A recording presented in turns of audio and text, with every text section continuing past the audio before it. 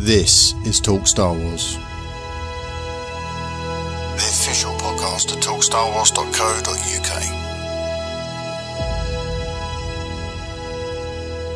Hey everyone, welcome back to Talk Star Wars. I'm Mark. And I'm Rob. Are we leaving a gap in case we ever get extra hosts? Do you want me to just leave a dramatic pause next time? Yeah. And I'm Rob. Yeah. There was no Stephen tonight because he has other things he'd rather be doing. So anyone that writes in with fan mail for Stephen, why? And I have to go unanswered. Yeah, apart from that, yeah.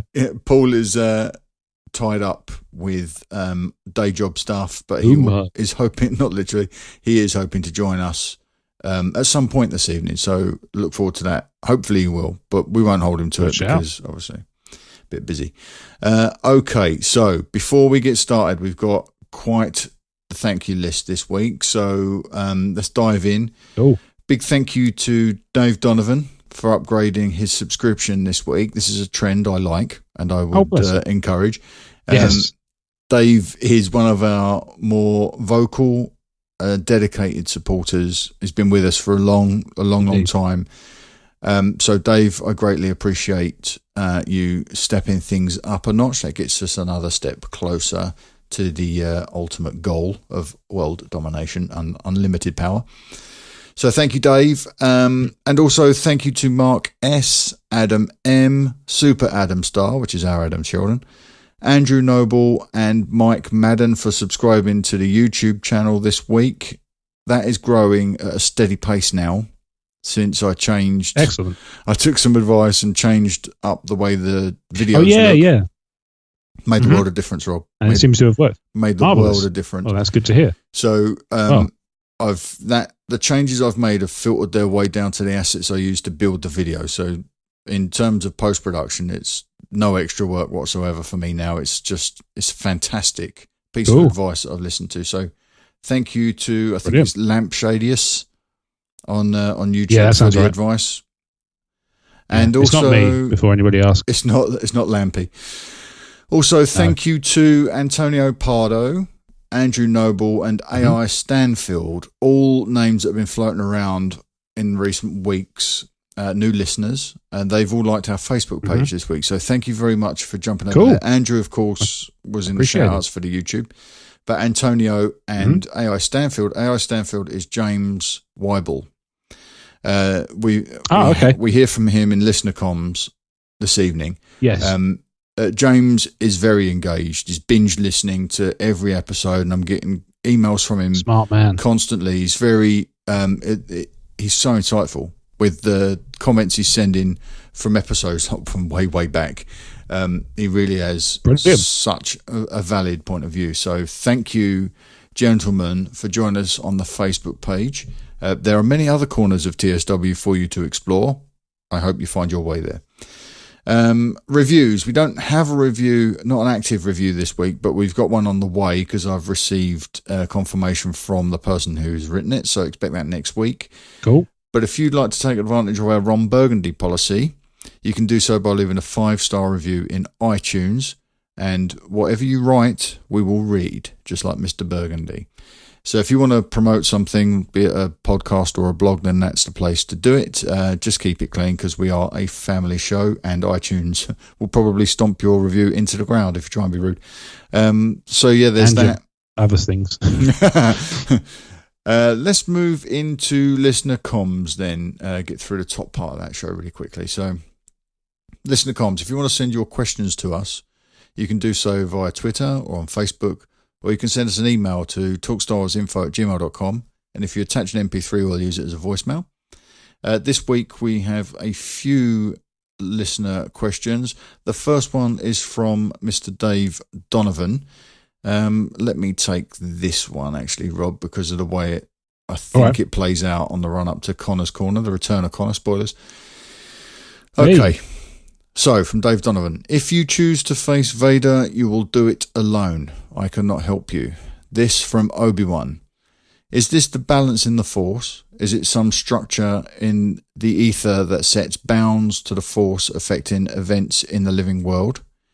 He helps Luke make the shot in A New Hope, but he can't help him in Empire, and both he and Yoda suggest sacrificing Han and Leia in order to push their agenda. Are they that single-minded, and to what end? Lucasfilm needs to publish an official rules of the road, he says, a rules and manifesto for the Force from Dave. So, what do you make of this, Rob? What do you think? Why couldn't Obi-Wan help Luke if he chose to face Vader when he leaves his training on Dagobah? I think he's probably onto something with the idea that it's an agenda thing. I don't know. It's tough. I think it's a great question. I've never really thought about it, and if I've never considered it at all, then it's usually a great question. Yeah, because it's never even crossed my mind, and loads of things cross my mind, like a busy street. Are you familiar with the concept from early on in Empire's production that both Obi-Wan and I believe it was both Obi-Wan and Yoda were going to physically help Luke in a fight? They were going to appear. Yeah, that does sound familiar. Yeah. So that was something that Lucas was toying with way back in the day, but clearly never made it any further than that. Sure. What about, this is kind of my take on it, the heading off to confront Vader, even though that is what Obi-Wan and Yoda are sort of pushing Luke to do, it's kind of dark-sidey, isn't it? So could kind of, Dave draws the comparison here that Obi-Wan helped Luke make the shot in the trench run on the Death Star in the first movie. Yes. Yeah. He could assist Luke there, I'm sure, because Luke may have been tapping into the Force the way he did on Tatooine, when he's flying the Skyhopper through Beggar's Canyon and Bullseye and Womp Rats. So it's easy for Obi-Wan to make that connection with him through the light side of the Force. If Luke goes off on one and gets consumed even partially by the dark side of the Force, as we've speculated about Luke's behaviour in Return of the Jedi, maybe that would stop Obi-Wan having any connection to him because there's too much dark side influence. Could that be a thing? Yeah. Maybe. This is really, it's a very tricky one to answer. Nothing jumps out at me as there's no-brainer answers for me. Mm. Yeah, it's not really clear. It's not really clear cut, is it? I think, like Dave says, the second part of the breakdown is what about Lucasfilm releasing a Rules of the Road book for the Force? I don't know. That would sort of take the mystery out of something they've built. For me, they've built a sort of they've made a point of rebuilding that mystique around the Force. Yeah, and to me, that seems a little bit like a step in the other direction. It's not to say they won't do it. Obviously, if they think enough people would be interested, I'm sure they'd release it because, they like making money and it's a very sensible way to make money if enough people want to buy it. But I don't know. The problem, though, go on. A bit like new canon, the problem is you start laying down the rules of the Force and you paint yourself into a corner. True. Whereas now you can sort of fall back on the point of view thing, can't you? And sort of say, well... it's mysticism. Yeah. Yeah. So where some of this stuff doesn't knit together neatly because it was never coming from a place where it was all established. Lucas was making this up as he went along, a bit like Indy. Now, looking back at it, you can kind of say, like someone like Dave Filoni, who's the next in line, the next guardian of the Force, so to speak, he can look at a decade's worth of literature now on the Force, a decade's worth of Lucas's planning, and draw on that when he's sculpting the next iteration. But back in the day, George was kind of making things up, much the way he did. We've often referenced Obi-Wan's line about Vader betrayed and murdered your father. That's because that was kind of what Lucas expected to be the thing. It wasn't until the next movie that Anakin became Vader and they became the same character. So we're left with that line up there that apparently contradicts, and until you take into consideration the ambiguous nature of Alec Guinness's performance. So now with the Force, you can sort of, what Lucas was doing was leaning on that flexibility and saying, this is the new rule that explains away this apparent disconnect along the line of, why was Luke only hearing Obi-Wan's voice when in the next movie he could see him, and by the next movie he's this really bright woodland sprite. So there's a lot of that Lucas tinkering and growing this thing as he went. It was never mapped out, so he couldn't go to a rule book and say, oh yeah, this and this. He was just making it up and doing what he needed to do to serve the story. So laying down the rules of the Force book now, I think, will paint them into corners they need to be able to wiggle out of if they want. Like now with the Barish Vow and the corruption and the subsequent saving of crystals, and what was exposed this week in issue 5 of the Darth Vader book about the corrupting of a crystal is stunning. Okay. And what you don't want is a set of rules that you have to adhere to when you're writing that stuff, when you're free really just to make this up as you go. Mm-hmm. Yeah, you want to be able to have a little bit of room to actually create things. Yeah, some artistic license. Yeah. So it may not be entirely satisfying, but I think Luke's connection to Yoda at this point is corporeal in Empire. Yeah. And within the confines of Dave's question. And his connection to Obi-Wan is contingent on his being able to access the light side of the Force. Because you notice things like Obi-Wan's not present when he goes into the dark side cave, the tree cave. The Obi-Wan's not around then, is he? Nowhere to be seen. So maybe when the dark side is strong, the Force ghosts can't. They're not present. They can't get through. Yeah. The dark side clouds everything. We know that when the Jedi are in their temple on Coruscant, their ability to use the Force was diminished because their temple was built right on top of an ancient Sith, a Sith temple itself, right? That's what Palpatine was after all along. He wanted to be able to immerse himself in that stuff. So, maybe Luke needs a clear connection to Obi-Wan through the light side of the Force. Going off the way he did must have been clouded somewhat by the dark side. Mm. And perhaps that's why. I think it's.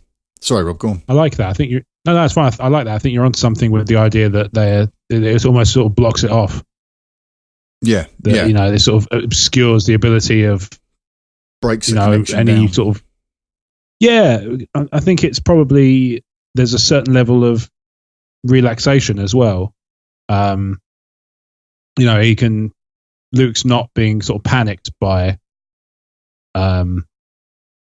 in situations where he can see Obi-Wan really clearly. He's always very calm and very at ease because he's not being stressed in any way. The only possible exception would be when he was on Hoth, when he first sees Obi-Wan, or the first time we witness him see Obi-Wan is on Hoth in the snow, and then you could sort of say that he's probably quite close to succumbing to the elements. Yeah, at that point, so that might have been why he was able to access Obi-Wan, or why Obi-Wan was able to converse with him, is because he may have been a little bit close to death at that point. But yeah, in this situation, I think it makes sense to me that the reason Obi-Wan and Yoda wouldn't be able to communicate with Luke, wouldn't be able to assist him, is because the chances are he was going to be caught up in fear and anger because he hadn't been trained yet to control those things. So the dark side would come flooding in, and he wouldn't be able to retain access to the Force. I suppose there's the other obvious answer, which doesn't require the excuse of the dark side cloud and everything, is that he's dead. And if you choose to face, there is do it alone, I can't help you because I'm a blue ghost, and I live in this. Yeah, it's not like I can. And it's not like he's going to be able to communicate fast enough to be like, dodge left, now go up. Yeah, it's not. Yeah, hit him. Yeah, the chin the swine. I am just being facetious. Obviously, I'm not making light of Dave's question, because when you take that under consideration, the whole thing in the trench run was Luke was able to give himself over to exactly that, what you've just been saying, exactly that. Yeah, but he was not dealing with an adversary in close quarter combat at that point, and I think Obi-Wan would probably just be a distraction if Vader is hacking and slashing at Luke. You could make the argument that Vader he wasn't seriously trying to harm Luke because he had ulterior motives, didn't he? So the boy was somewhat safe. But yeah, that would be my answer. Yeah. I think that might be where we have to land on this one, I think, Rob. Yeah, I think you're right. Too close to the dark side clouds everything, and the connection to Obi-Wan would be lost. Sounds reasonable. Let's not get a book from Lucasfilm just yet, though, because I don't want them painting themselves into corners with rules that they want to break later on. Yeah, I get what you mean. I'd say I don't see the problem with it as once they've decided they're not telling him any more stories, for example, they might be able to go back and work something into the gaps. But I think there's always going to be stories to tell, and thus they're probably better off not making those, filling in those gaps while they don't have to. Yeah, exactly. And then when it's all done and dusted, Pablo can come along and do his mystical dictionary of the Star Wars universe. Yeah, and give us all the drop all the knowledge that we will part with our hard-earned cash for. Nice one. Thank you, Dave. Yeah, you're a gent. Yes, thank you, mate. Rob, do you want to take James's question? Gladly. So this is from James Weibel. Weibel, yeah. So James asks, where in canon is it said that any Sith made Anakin? I always thought the Force itself made him, and Palpatine twisted the truth to get Anakin to do what he wanted. He obviously lied about helping him save Padme. James. So did the Sith actually create Anakin? Or did he tell some porgies? I don't know, I'm going to have to look it up. Whilst you're doing some research, I will say I never considered this question from this perspective before. I'd accepted that what we were being told at the opera was narratively true, but Palpatine was stopping short of unpacking everything for Anakin. So we were getting it, and we were piecing everything together, thinking, he's talking about his own master, and they're talking about creating life. They're talking about creating Anakin. They're responsible for the birth, which makes less sense to me now that I'm viewing it through the prism of James's question, because of course there's a prophecy about the one who would be born of the Force, and we know that to be Anakin. That's GL level canon. So, to me, the Sith creating Anakin seems less likely now than it ever has done before. Okay. What have you found? I'm still looking. Because there's plenty of room here for it to be a Palpatine shaped lie. And he's giving Anakin more firm, more of a firm foothold to believe in what he's saying by telling him partial truths that we know. Yeah. Anakin knows there was no father, so Palpatine sort of saying, laying these hints. Darth Plagueis the Wise knew how to create life. Do you know what I mean? We know, and he's kind of laying those breadcrumbs of truth for Anakin to connect the whole thing together and think, this is my destiny. I was created to do this. Yeah. Which gives him something to invest in, I guess. But that works as both a truth and a lie from a narrative point of view, doesn't it? Yeah. There's no definitive answer on this. Is there not? I would go as far as to say, if you're talking about proper canon, it doesn't say for sure, definitively, that he was even the product of the midichlorians himself. Right. Believed to have been. That's what it says.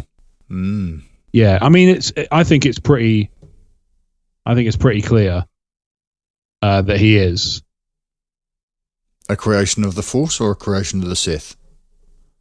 Force. Because both, the Sith not so much. Both could be true, though, right? Sure. And either because we have the get out of jail free card, which is Yoda's line, a prophecy which misread may have been. So it could be that yes, there would be one who was born of the Force, but somebody needed to be behind the Force manipulating it. So, and if that's the Sith and they've manipulated the Force to create life, then it's a race to get to that child because it's more nurture rather than nature in the Star Wars. In the Star Wars world, isn't it? It's not about you're born good, therefore you are good. You're born good and you're subject to corruption. So with no canon answer, what's your gut telling you? Yeah, I think he's. If Lucas is saying Anakin's the chosen one, doesn't that follow that he is, that he is a product of the Force? Yeah, but I'm gonna loophole this like a Canadian would, and suggest that it's both. That the prophecy said one would be born of the Force, and technically he has been. It's the virgin birth. Yeah. But what I think the prophecy didn't state was that the Sith would manipulate the Force in order to bring about a pregnancy that would bring Anakin into the world. And that's the way I'm going to choose to read it, because it covers everything. It covers and even with Yoda sort of saying this prophecy could have been misread. Yeah, it was misread. You missed the bit about the Sith manipulated the Force to create this person, and then you had him close enough to be able to give him everything he needed to go on to be a force for good, and you dropped the ball. Yeah, and the guys that got to him second managed to twist him and confuse him and manipulate him into doing their bidding. So. Okay. Right. So I've got a George Lucas interview from 2015. So I'll read. Here's the quote here. Now, there's a hint in the movie that there was a Sith Lord who had the power to create life, but it's left unsaid. Is Anakin a product of a super Sith who influenced the midichlorians to create him, or is he simply created by the midichlorians to bring forth a prophecy? Or was he created by the Force through the midichlorians? It's left up to the audience to decide. How he was born ultimately has no relationship to how he dies, because in the end, the prophecy is true. Balance comes back to the Force. So to me, that does two things. It leaves the question of the midichlorian creation open, but it does definitively resolve the idea that the prophecy could be about anybody other than him. Because the prophecy was fulfilled, balance comes back to the Force. That last bit. Yes. Yeah. You get what I mean? Yeah. To me, that answers the question of, is the prophecy really about Anakin? Definitively, yes, it is. Yes. I know there's a lot of wishful thinking about that there's more to it, but yeah. Yeah. I mean, what it doesn't, I'm sure this is splitting hairs up to a point, but it doesn't state that there's only one prophecy. No, it could be that Luke's found evidence of another prophecy, and he misreads that to mean Kylo, and that's why he put so much stock in. Well, to mean Ben Solo. That's why he's put so much stock in Ben Solo, and that's why he took his eye off the ball and the kid fell. Yeah, that's cool. That's fair enough. Yeah, so I think that we can move forward with Rey or Ben being a chosen or being a prophesized one, and Rey could be a product of the Force herself. And that could mean Snoke manipulating midichlorians. That could mean Luke manipulating midichlorians. It could mean the Force manipulating midichlorians. And she could be subject of another prophecy, and that's what Kylo is recognizing, it doesn't tamper with geo level canon. It doesn't undo what George left as his vision. It adds to it. And it will end up, the prophecy would end up almost being cyclical. Yeah, possibly. I prefer there just to be the one prophecy and they go down a different route to tell this story, mainly just because it'd be nice to see them do something more out of left field rather than something that's been sort of waters have been tested before. And actually a lot of people, and also a lot of people aren't so hot on the prequels, even though they're, obviously it's subjective, but I personally wouldn't agree with them. But the point is, the point was really strong in my head, and that's gone. Well, it's kind of the people not really digging the whole thing with midichlorians and not really digging the whole thing about the virgin birth and all that sort of stuff, and the Jesus allegory. It troubled a lot of people at the time. I love it personally, and I love the ambiguity, and I love the fact that George can just throw it away, so it doesn't really matter. It only matters where he goes to. It doesn't matter where he came from, and that's left for us to mull over. And it's one of those things that I think we probably have to file under does not need to be explained or doesn't need to be categorized. We just accept that character came out of somewhere and then stuff happened to him and then we got balance. Yeah. With the step forward, I agree with you. I don't want to see them go over old ground repeatedly, but George did set the rhyme in stanza. What would be interesting is if this trilogy rhymed with the previous trilogy by suggesting there is another prophecy, but what if Luke has uncovered a prophecy and puts a lot of stock in it, but neither Ben nor Rey are anything to do with the prophecy, and it's just again it's being applied to some people and creating a lot of confusion when in fact they're not. Luke wasn't prophesized. So Rey could come out of nowhere the same way Luke did and do great and I'm things. Good with that. Yeah. But somewhere along the line, someone's read a prophecy and gotten confused and think, Luke clearly feels that Ben was something special. Yeah. Mark made that comment in the Brezhnev bomb, as Kyle calls it on Tumbling Saber. All of that the stuff. Brezhnev bomb, sorry? It's EW's coverage when Brezhnev came out and dropped all that knowledge about the Last Jedi.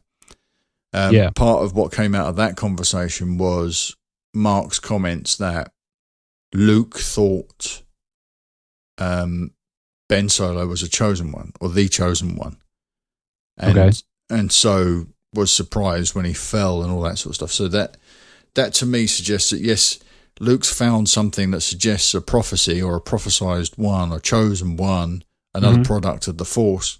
It doesn't mean we're going to meet them. No. It could be that he's misreading this stuff, but all they are that Rey can just be like him, a simple person. Yeah. Who's stepped up and done what's right. Like Jyn. She doesn't need to be any more of a chosen one than Jyn. Yeah. In Rogue One. Just somebody of importance in the grand scheme. Yeah, just someone willing to stand up and be counted. Yeah, I'm cool with that. Like I say, I would much rather she be somebody just who comes out of, not nowhere, but she comes from wherever she comes from, and that's fine, whatever, and then she is important in the story. That's cool with me. Yeah. I don't need it to be more complicated than that. No, that's fine. That's perfectly fine. And from that quote you just read out from George, it seems to be his reading on it as well. So I'm down with that. Absolutely down with that. So yeah, bring to it what you want to, James.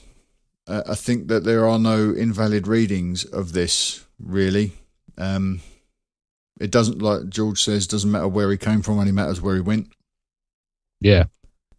And yeah, I think that there are certainly aspects of that prophecy that was misread, or that were misread, but also misled.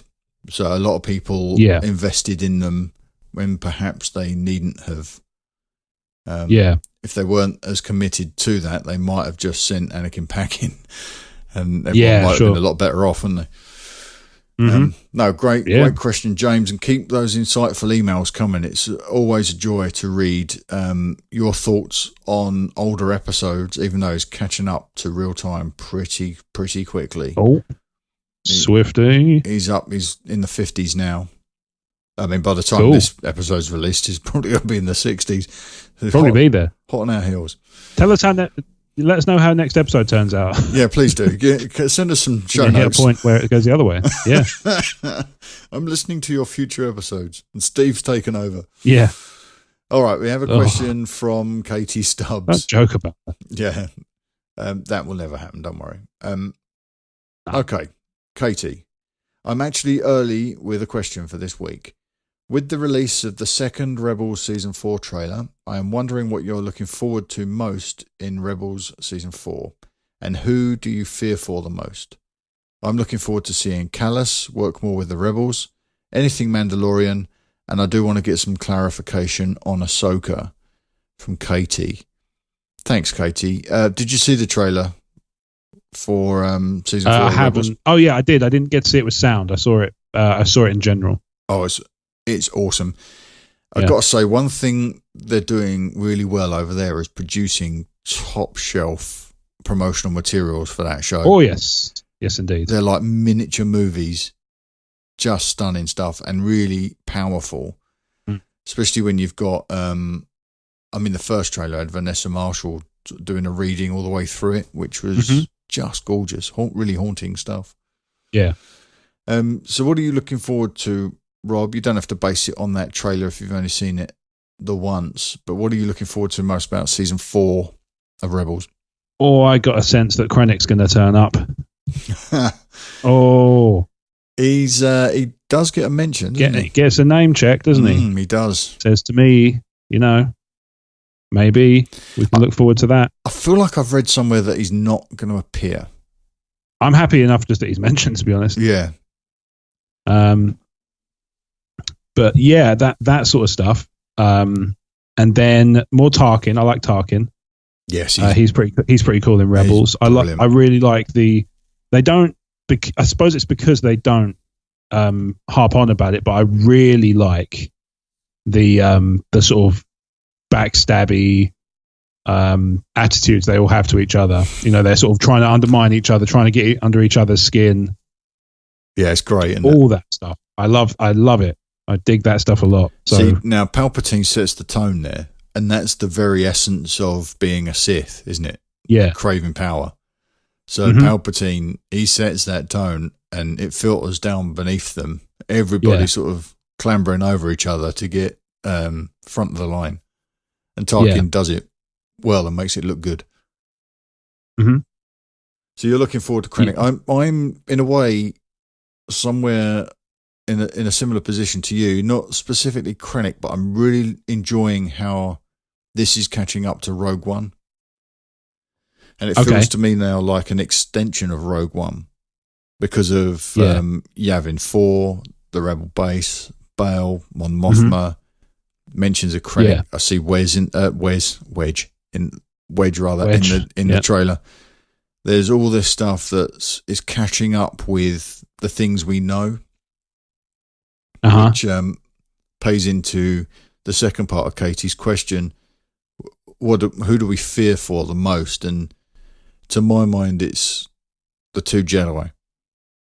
I think that this is, even though we're being shown a lot of rebellion stuff and Saw Gerrera and there's a lot of references to the events of Rogue One with Krennic's name being dropped and all that sort of stuff. We're being shown a lot of the big picture, the rebellion fighting against this huge enemy. But I think what could happen and what I secretly would like to have happen is it actually be a struggle for Ezra, maybe. I'd rather that be at the heart, or at least I think it should be a part of Season 4, because we need to have closure for these two Jedi before we leave this movie, or before we leave this series, because we're not going to see them in a movie. It's unlikely. We don't see them in A New Hope. They're not referenced in A New Hope. Your friend the Jedi references Obi-Wan when Mon Mothma speaks to Bail. It's not like she's saying, let's add another Jedi to what we've already got. There are no Jedi waiting in the wings when we get to A New Hope. That's not the impression I get. So we need to wrap up the story for Kanan and Ezra. And I would like it in a way if Ezra makes decisions that take him down a certain path. Not necessarily all the way to the dark side, but we need that story closed off. Okay. So that I'm fearful of that. I want to see that. That's the drama I want, but they're the characters that I'm most concerned about because we know Chopper makes it out, we know the Ghost makes it out, we know Hera makes it out of season 4. Yeah. Unless season 4 goes past the events of Rogue One and then all bets are off. Yeah. But assuming it ends before Rogue One, we know those 3 elements of Rebels are safe. Yes. Zeb, I'm not sure about. Sabine, I'm sure her story will wrap up satisfactorily in season 4 of Mandalore. But Kanan and Ezra are the pivotal characters in this show, I think, in this season. Yeah. Do you have big fears for characters? And what about Katie wanting some clarification on Ahsoka? Where are you on that? I think it's not an entirely popular point, I'm sure, but I think fans will have to choose clarity for Ahsoka in Rebels or an appearance from Ahsoka in Obi-Wan, because I don't think you can do both. So that's one point. I would be all right with seeing that. I think she's a good fit for the series. Actually, I personally would prefer to see her in the series than in a movie. Yeah. Certainly in the Obi-Wan movie, at least. I'm quite happy to see her in something else. Like, how about Ahsoka, a Star Wars story? She's a big enough character to carry her own thing, surely. I don't know, No? Again, I think that comes from a place of like superfan blinkers. I think she's she's well known within fandom, exceptionally so. But I don't know that she penetrates to the mainstream Star Wars fan. Okay, but we've just seen someone like Jyn come out of nowhere and appeal to new audiences. So a new audience would surely they'd be as receptive to Ahsoka as they were to someone like Jyn, who came out of nowhere for everybody. But she's going to bring a percentage of audience with her to a movie. So you'll have part of the audience are going to be invested in her from the moment the film starts rolling, and the rest of the audience are going to be thinking, she's brand new, let's see what this is all about. The only thing is, even that, actually, Jyn, we had to get some backstory for Jyn, and that came in the form of a novel and a cold open. So if you hadn't read the novel, you got some cold open that gave you a bit of context for that character. So I guess they could take exactly the same approach with an Ahsoka movie, as you're building a brand new character, just that some of your audience know who she is. And some of your audience own Lego sets with this character in and play her in video games and whatever. So they could take that approach, I guess. True. Yeah. And, you make a fair point, actually, that, they don't have to, they can just put her in the film. They don't have to rely on fan nostalgia and superfan blinkers because they can just, put her in the film and she can just be a character and that's fine. Yeah. And she's probably people will probably get that and that's okay, So yeah, actually, now you say that, that's fine. I retract my previous. No, I still think the point you're making, I think, is extremely valid because I think the right approach to making an Ahsoka movie would be to treat her like a brand new character. Just one that some of the audience is familiar with. And the pitfall is to do the fan blinkers, which would be a problem, an enormous temptation, I'm sure, which would be to play too much to the deep audience and then make the new audience feel like they've got to go away and do required reading. And this is something we've said often on this podcast, isn't it? No audience member should feel they need to do required reading. You don't have to read Catalyst in order to get Rogue One. No. But if you do, it enhances it. Absolutely not. That's the perfect balance. Yes. So let's hope that if they use Ahsoka in a movie, let's hope that's what they do. Let's hope that's the approach they take. Let's treat her like a new character. Mm-hmm. We won't patronise the existing audience, but we also won't alienate the new audience. That's a tightrope walk. Yeah. So I guess she could work on screen, but it's going to have to be done by someone skilled. I mentioned in the Facebook Live before we started recording, I thought Dave Filoni might make an exceptional producer on an Ahsoka movie with somebody like Patty Jenkins or Ava DuVernay directing. I'm not familiar with the second director. What is she best known for? She's doing something I knew it was a she. At the moment. I think it's called Wrinkle in Time. It's Oprah Winfrey. It's this huge sort of sci-fi, I guess. It's like a fantasy type movie. It's heavily genre. She's at Lucasfilm at the moment. She's at Skywalker Ranch, I think, doing post on audio. Oh, okay. She gave some advice to JJ about Rey in episode 7, so she has a connection to the franchise. Yeah. I believe she directed she's won an Oscar for something she did a couple of years ago. It's escaping me. What was the name? Sorry, again? Ava DuVernay. If you look up Wrinkle in Time on IMDb, and then you'll see her filmography, she did something, I think it might have been last year, and I believe she won an Oscar for it. It was politically charged as far as I can't remember what the title of it was. Last year? I think it was last year. It was a previous credit before Wrinkle in Time. August 28th? No. Documentary. Selma, that's it. Thank you. Selma, yeah. It was about the rally in Selma, wasn't it? The riot. Oh, okay. With Dr. Martin Luther King, I believe. Is that right? Yeah. He's worked on a fair few films by the looks of it as well. Yeah, well, she's... yes, Dr. MLK. She's a name that's sort of floating around now on a lot of people's wish lists for Star Wars. Oh. And I'm inclined to agree that she would be a fantastic addition. Okay. I have to admit, I'm completely and utterly besotted with Patty Jenkins at the moment and really want to see that happen. But maybe a female director helming a movie with a female character would be a welcome change. But Dave knows more about Ahsoka. He created Ahsoka and he knows a lot about the Force. And my idea would be that he could produce this movie, develop the story with whoever directs, produce this movie so that he can get close to a movie of this scale and via osmosis hopefully soak some of that up so he can go on to direct himself. But he's not going to be able to direct something until he cuts his teeth in live action elsewhere. Yeah. That would be my hope anyway. So to get back to Katie's question, because we did that Talk Star Wars thing again of going off the beaten path, but yeah, I think we could... Ahsoka definitely belongs on the big screen now. Yep. We might need some clarification in season 4 of Rebels in order to get there, though.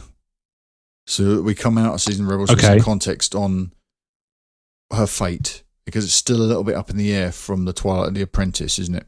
Yeah. She's been out of the loop for a whole year now. Indeed. So we need to know a little bit more about what happened to her before we can even consider moving into a movie. Now, they could do that in a number of ways. They could do it in this show, and then Star Wars Rebels Season 4 becomes the Ahsoka show. But I think they've got enough going on with the emerging Rebel Alliance. I think that would be a mistake. I think that would be a mistake if they were to try and shoehorn her in as kind of a primary character. That seems like a... Yeah, exactly. I think you've got enough in there for this one that you don't need that. You got I think the beating heart through season 4 is going to be the Rebel Alliance and pulling those cells together to create the Alliance and dealing with this rapid escalation that's going to set up Rogue One nicely. And also, I think you absolutely have to wrap up this Jedi story in a way that does those two characters justice and locks things up nice and tight for A New Hope, because we don't want any dangling threads by the time we get to New Hope. Yeah. We want all of that stuff pinned down nice and tight. And I'll accept if they say, we're both going to go off now and do the Barish Vow laters. I'll be happy if that's the way they do it, as long as they're treated, both those characters are treated with respect. So adding Ahsoka into that mix, I think, might water down those elements a little bit too much, because she does tend to sort of still focus. Yeah. In my point of view, anyway, she stills focus a little bit because she's such a compelling character. So maybe it would be best to explore her onward story in an audio book or a novel, or a limited comic book series, something like that, which will get you out of the corner you've written yourself into. Not you, Rob, personally. Yeah.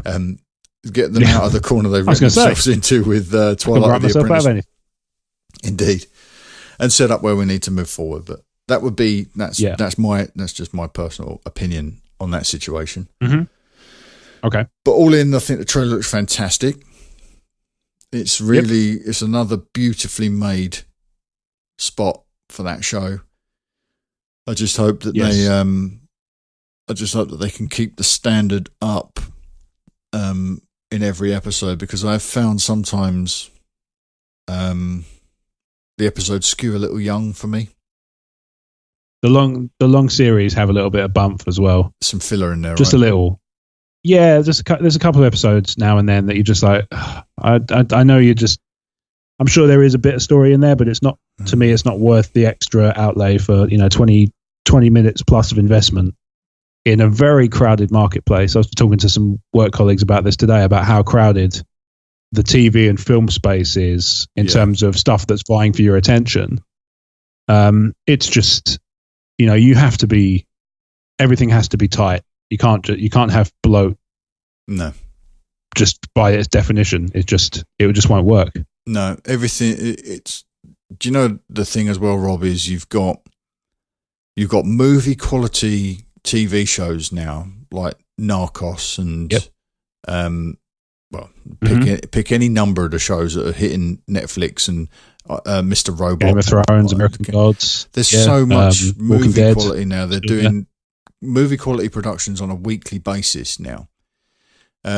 And then you've got movies hitting theatres because of the democratization of movie production. It's so easy to do with camera kit. Like you've just been showing me that you've purchased this evening. You can make a movie on that. Totally. The democratization puts TV quality films on the big screen, which I think is unfortunate.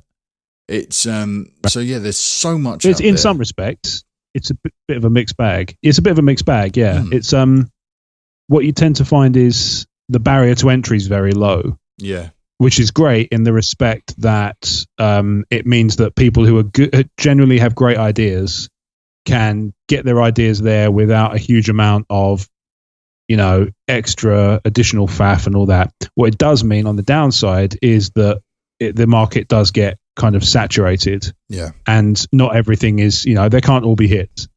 No, there have to be some duds just by the law of averages. That's how it works. And being a writer of a script that has been actively pitched to most movie studios and TV studios, and consistently being told no, I cannot believe how some of these things get made.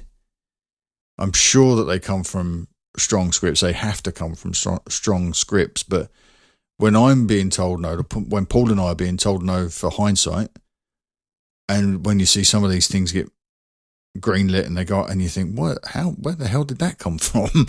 How did that get a yes? If I'm getting a no for this thing, how did this get a yes? Yeah, and I know that's. But they're considering it from loads of different angles. It's a big machine with lots of moving parts, and it's very easy to say, that script must have been crap because the film's crap. Yeah. But it might have started out as a fantastic script and then got pulled around by endless producers, endless additional writers until it becomes a mess, a bloody mess of everybody picking over that thing, you know? It is a horrible industry to even be on the fringes of. Yeah. Well, also not for nothing, but what's it called?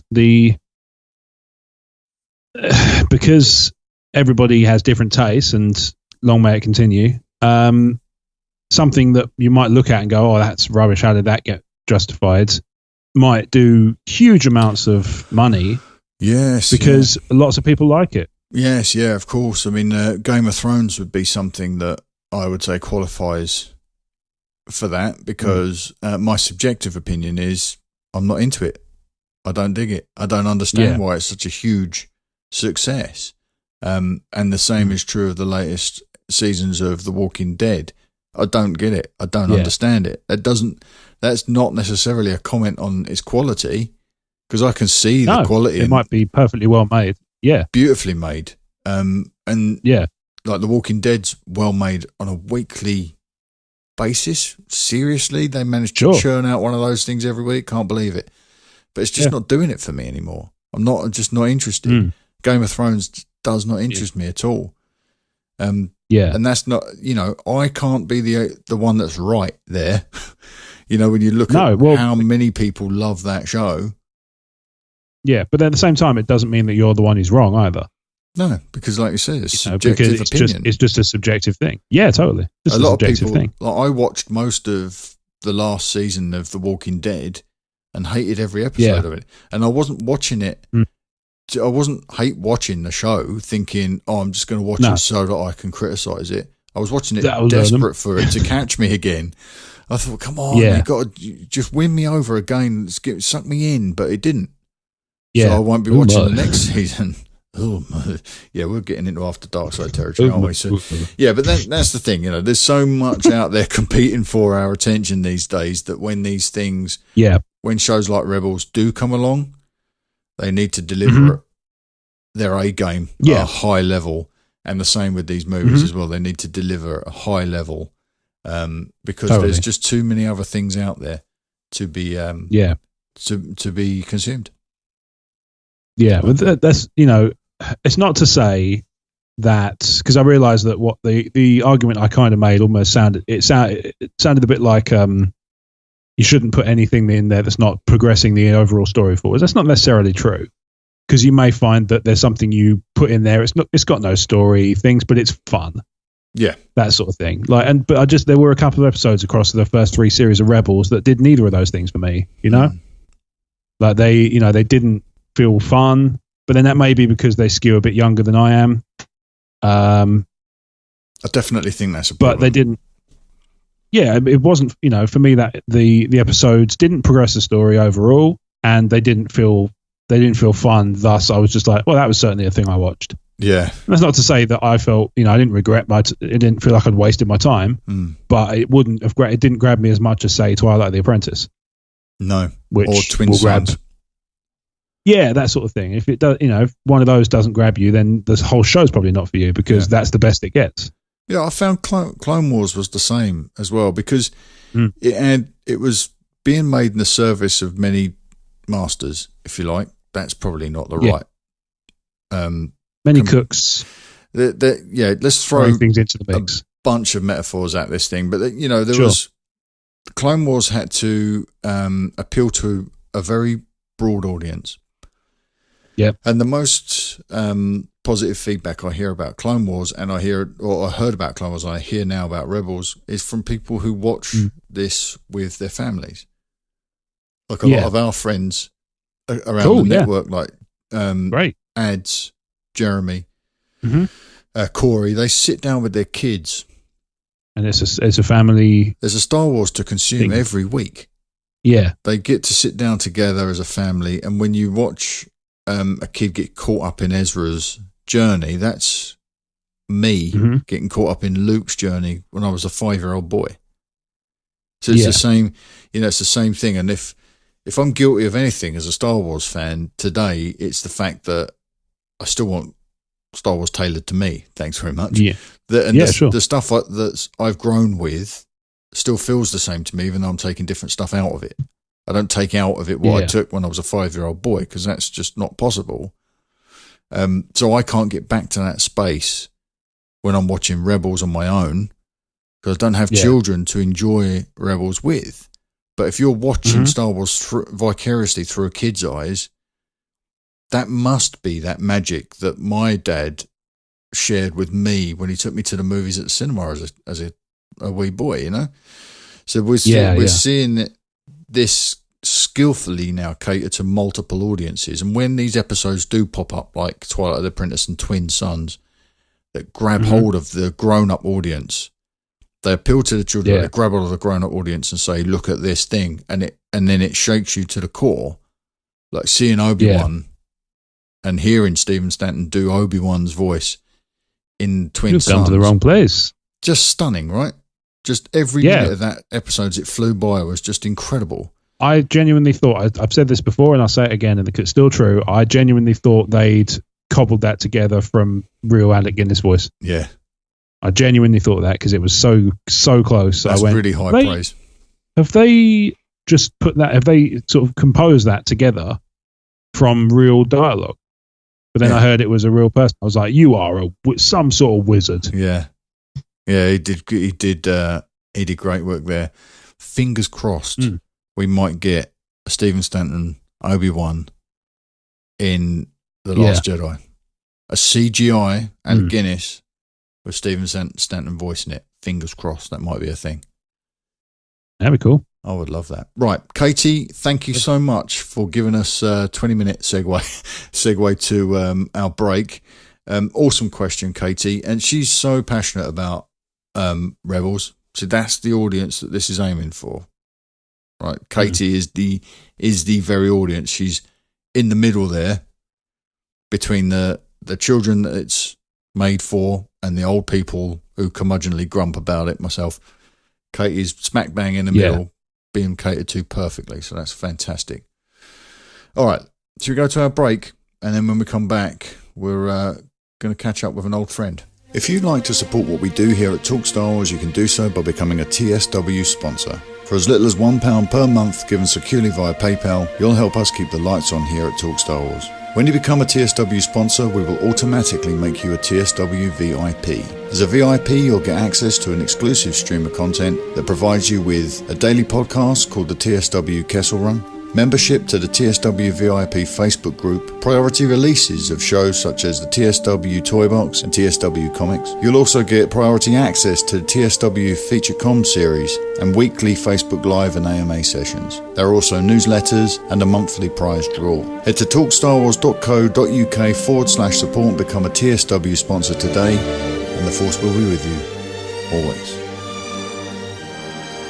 And we're back. So you've just heard about how you can become part of the TSW VIP program, which gives you all sorts of cool stuff. The list, it seems, Mark, gets bigger every time we do this. Oh my.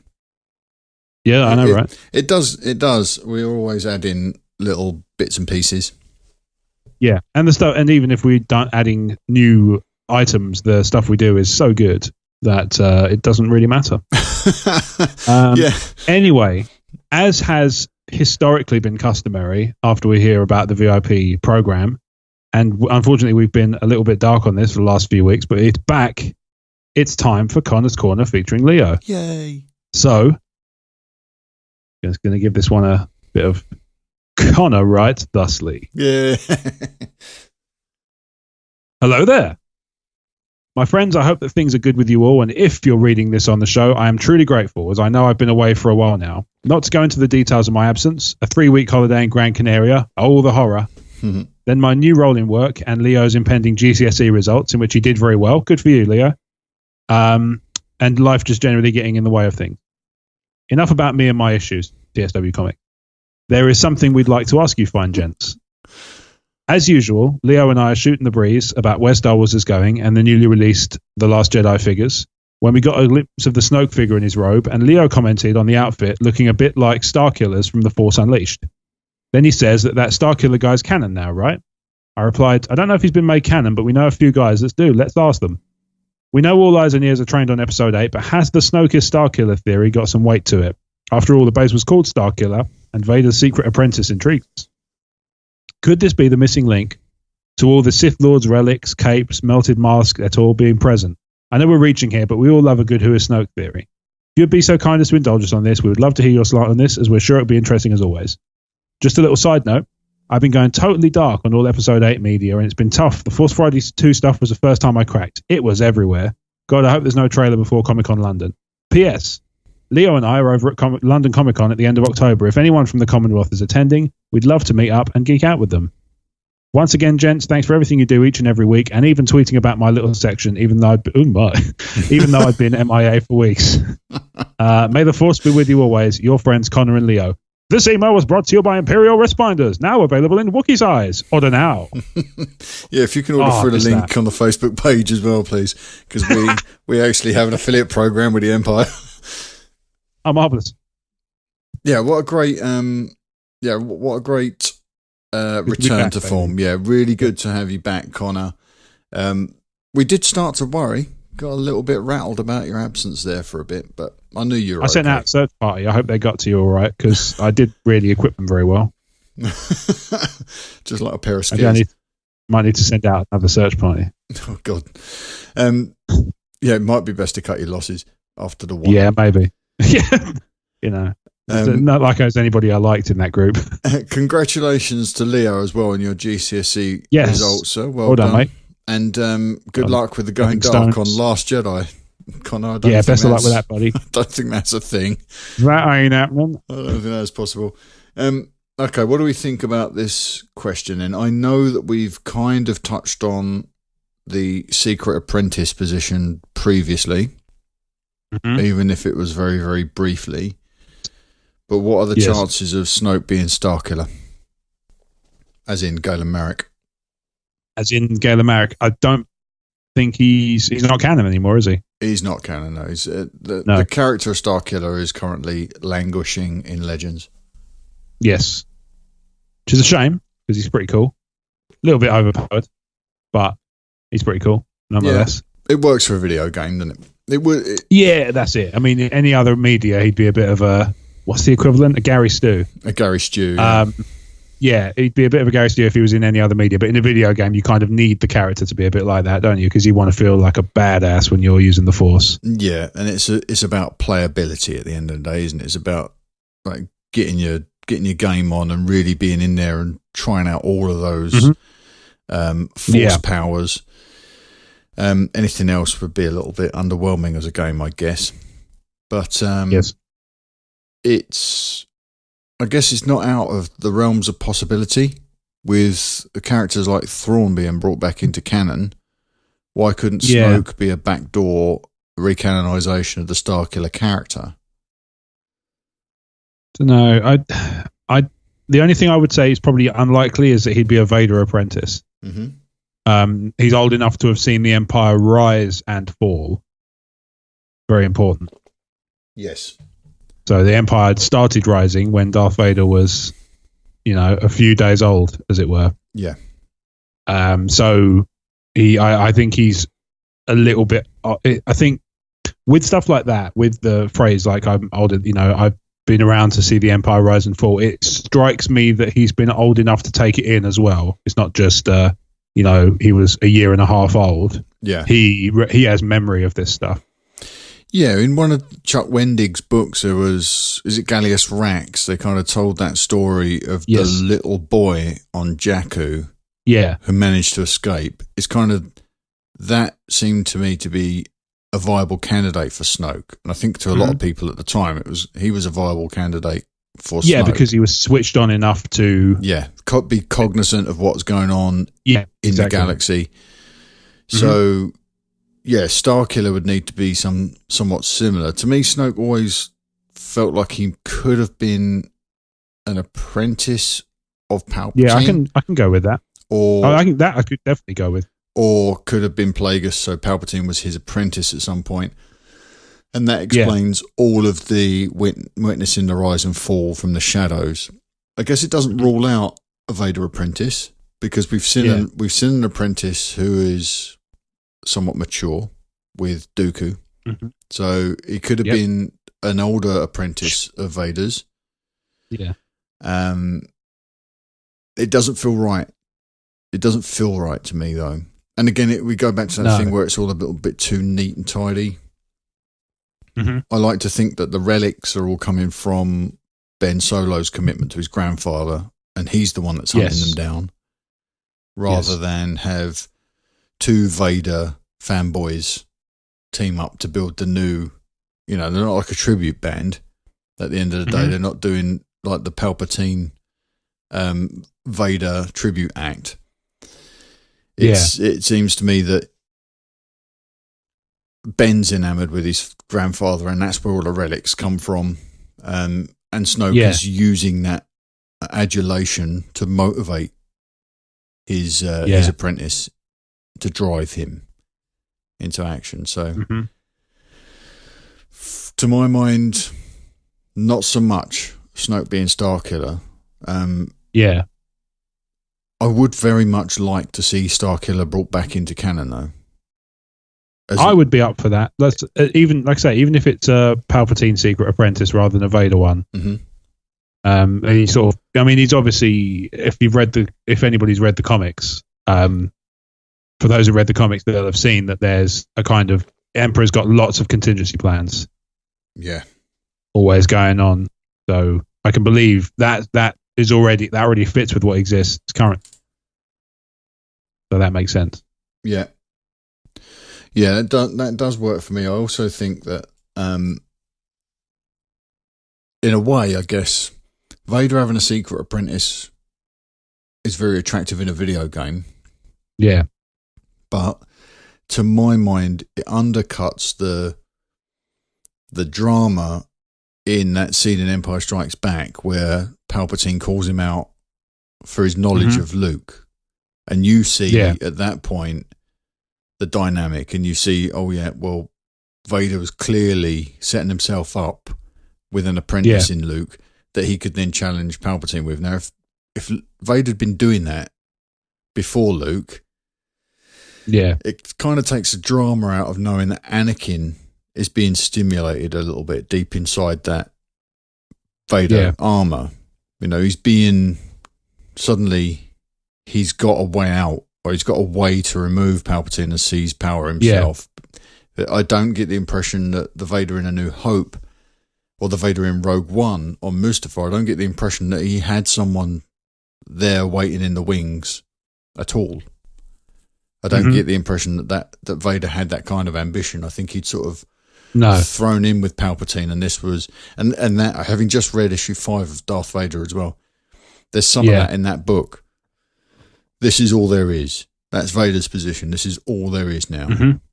Is him and the dark side and his master.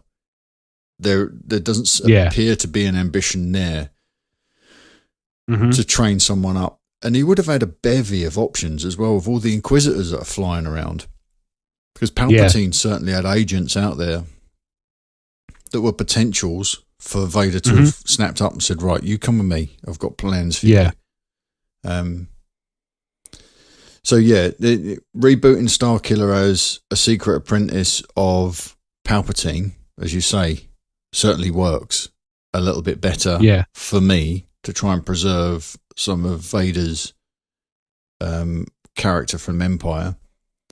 But I do think that this Snoke's going to be something completely new. I hope so. Again, it comes down to, I like new stuff. Yeah. Basically. And we should. That should be what we're getting, because the universe feels small enough in Star Wars. Let's expand it a little bit. If we are going to explore the unknown reaches and one of our bigger characters is going to come from there, great. Yeah. Do it. As long as you tell me a good story, that's fine. It doesn't all need to tie back to other things. Yes. There can be threads that are just dangling. They're not going to be tugged. They don't have to be tugged on just because they're there. No, of course. And then there might be some of that with Snoke by the time we get out of this next movie. we might find that Yeah. Snoke's actually not the one we should have been watching, or it should be Kylo that we're keeping a close eye on. We're thinking Snoke's the big bad in all of this. But maybe Kylo's the one we should be watching. This is a Skywalker story at the end of the day, and he seems like the natural fit for that central role to me, Kylo, or Ben. Yeah. But we'll see where we go. Did you see someone put in the VIP group today an image of Snoke, 2 images, one from The Force Awakens and one from The Last Jedi, and they'd suggested that he was healing? It's an interesting thought. I don't know. It didn't strike me as. It didn't occur to me first time I saw it. It didn't. When I looked at it, I was just like, okay, well, I mean, it's possible. It looked like the minimal amount of change looks like design oversight for me. Right. And you could, of course, make the argument that one character is a hologram and the other character is flesh and bone. So you're seeing a difference there in the way that character, that digital asset responds to light is somewhat different. So you can explain away the inconsistency, if you like. You can explain that away as being an artifact of the character design. But if it is a narrative reason and he's healing, it would be quite a cool callback to some of the stuff in like Shadows of the Empire, where Vader was trying to use the Force to heal himself, and he was caught in this loop of he was using the dark side to heal himself, so he needed to be angry. And then when he got the results, he felt joy, and the results he just got undid themselves. So it would be interesting to see if Snoke is using some dark side power to try and restore himself. Yeah. And what that might mean for the other characters. Sorry, go on. Yeah, the other possibility is that one's his public persona face and one's his kind of private. I mean, obviously there's not a huge amount of difference between the two, but one might be designed to kind of cut a more sympathetic profile, and the other one is more like he's ravaged by the use of the darkness and all that stuff. He sort of holds it together, because if he held it together in public, and that's the picture on the left of this image, so the one from The Last Jedi. Yeah. If that's him kind of holding it together for the public view, and then when he gets annoyed, he gets interrupted or he gets disrupted by something, his face just completely slips and he goes back to looking like sort of gnarled and ravaged, and maybe even worse than he does in the Force Awakens. Yeah, that's interesting. Actually, it's you've mentioned this before, and I think it's a really interesting concept that there's a public face to Snoke, and I think there must be. And when you see that, there's that gorgeous render of that character out there somewhere now with the sparkly blue eyes and the quite light coloured skin, because we all imagined, I think, that he would have kind of a greyish sort of pallid look. Yeah, but he had quite a healthy sort of pink skin. And I think you mentioned previously that he might be leaning on that publicly to sort of say, look what happened to me, and haven't I done well to sort of survive this? And he's got the lavish gold robes and everything on. To my mind, I think I mentioned this last week when we were at the meetup, that Snoke was using people like Canto Bight to raise money to finance the First Order.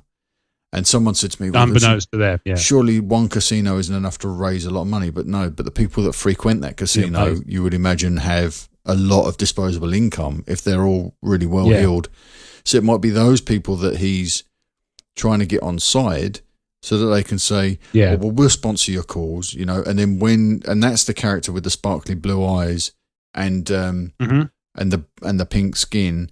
And then that character in that image we've seen off the Topps trading card, where he looks furious, and his robes are more grey than they are gold.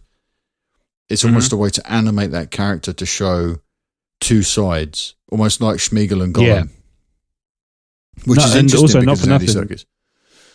Yeah, having the public persona face and the sort of sympathetic character would explain why Leia and the Resistance have knowledge of him as an evil figure. Yes, because everybody knows him because he's a famous figure, but only they know that only they suspect that he's behind all this stuff. They're seeing the Gollum, and and what he's showing as a public face is the Schmeagol. So he's showing exactly the victim, the gentle victim, and I need to make this change because look at what's happened to me. But what some select few have probably seen that veil drop and they've seen him for his true colours. It's almost like seeing Palpatine, like in the Senate with the wounds from his confrontation with Mace, and then seeing him dueling with Yoda. You know, you're seeing someone that stands up and says, "I'm a victim. Look what's happened to me," and falling on his sword in public, and then in the out in the back where no one else is looking, that darkness, that hooded look comes back over Snoke's face. And it's interesting that it's Andy Serkis at the heart of this character as well. So maybe it was more than just let's get him in because he's the best at this performance capture technology, but also he can switch on a dime between those two characters. If you've ever seen that thing in The Two Towers where Schmeagol and Gollum have a conversation, it's incredible to see somebody switch back and forth like that on screen in an exchange with themselves.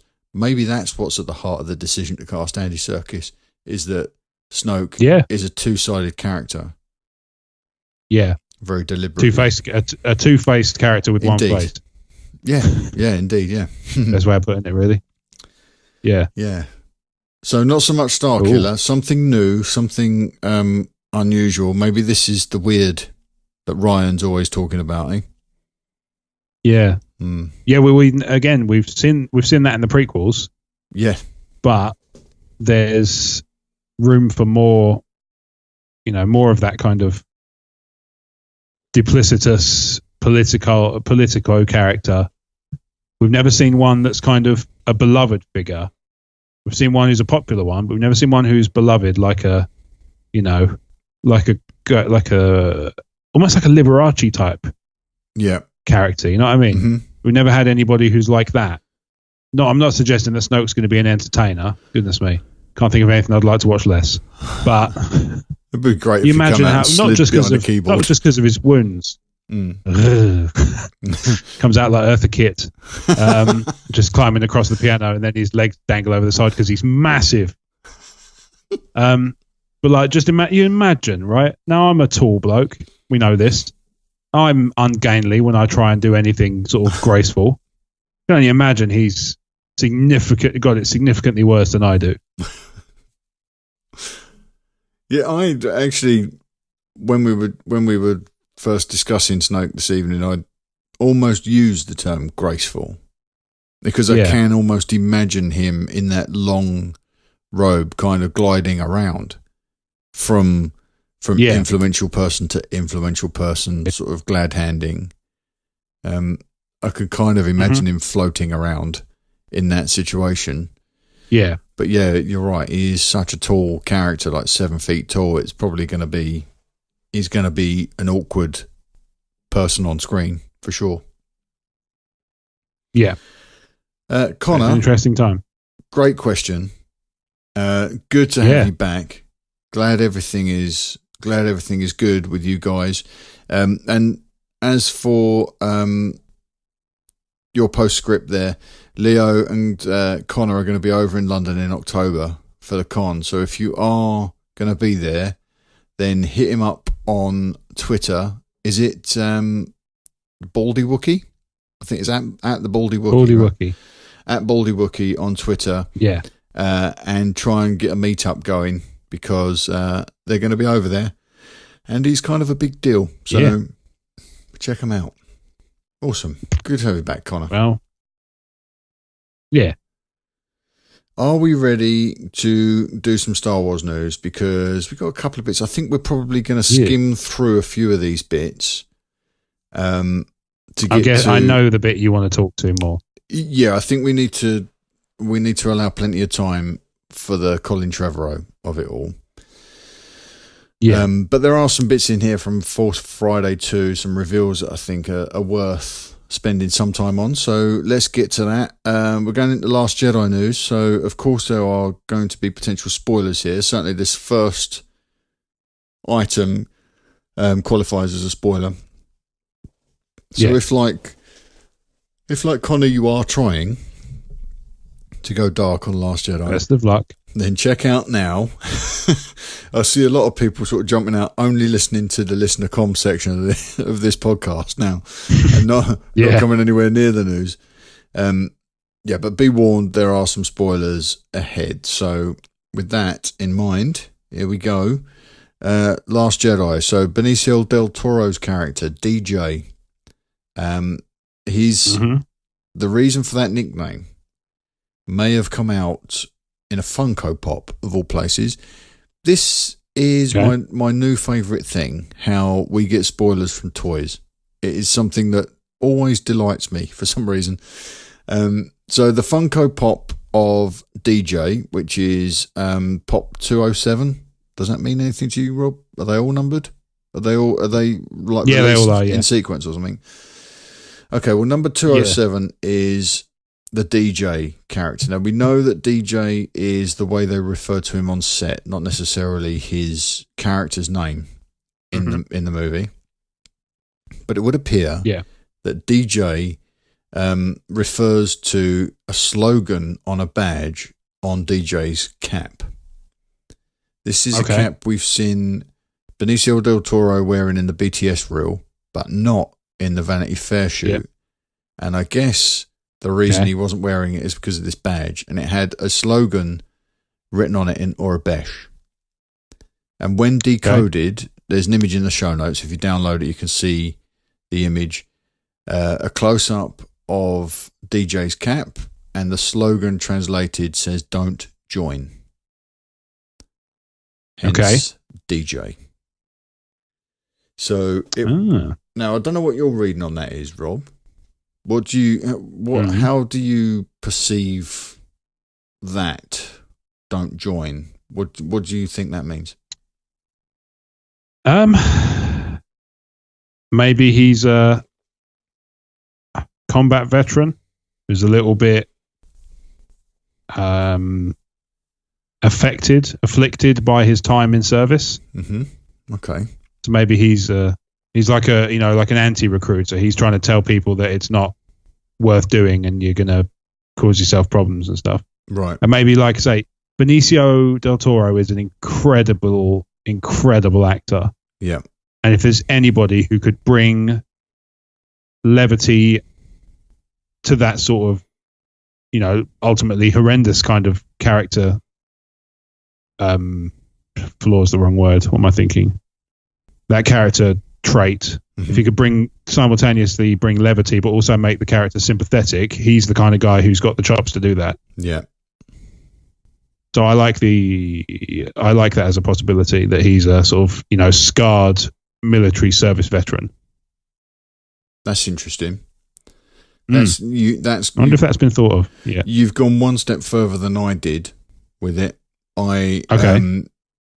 To my mind, he's sort of ringing a similar bell to Boba Fett, where Boba would work for the highest bidder. And to me, this is, I'm reading DJ as, and don't join as, don't commit to either side. Just never sign up with play the middle, because there's more. Play the odds. It's a bit like the character of Dr. Aphra in the comic books. There's the comic books opens with like the crawler text, if you like, and it's something like it's a period of opportunity for those who are willing to go out there and seize it.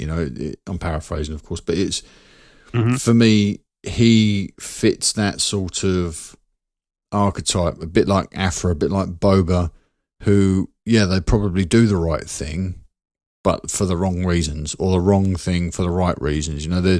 They're willing to play both sides in order to provide for themselves and never get caught up or never die for another's cause. So I don't think he's willing to kill for the First Order or die for the Resistance. So he's in the middle there somewhere. And I suspect that might be something of a theme for The Last Jedi, that mid-ground, that grey area, But whatever it is, it's interesting, and it just tickles me pink that this has come out from a toy. I just think that's amazing. Yeah.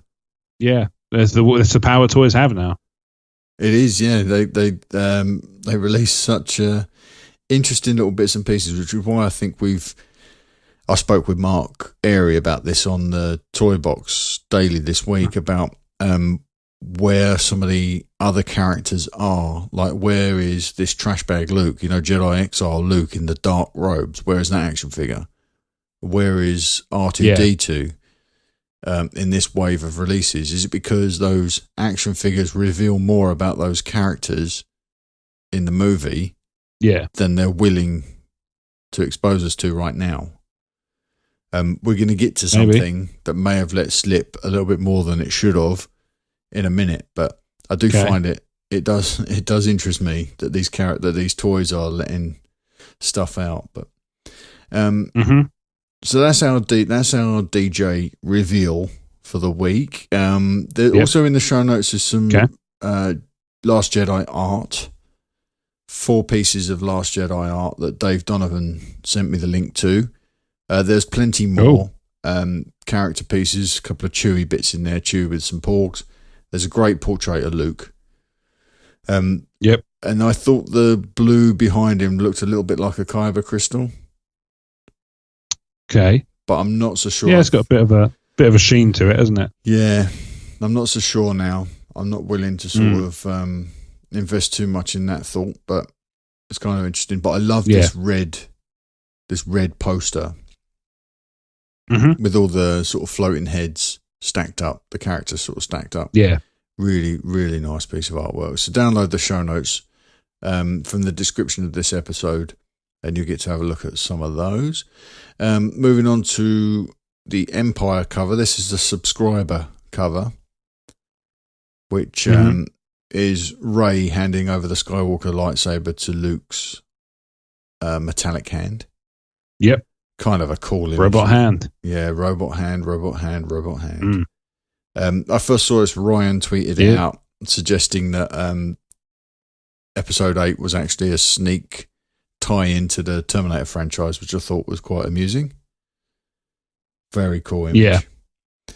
Yeah. Do we want to do these Topps trading cards?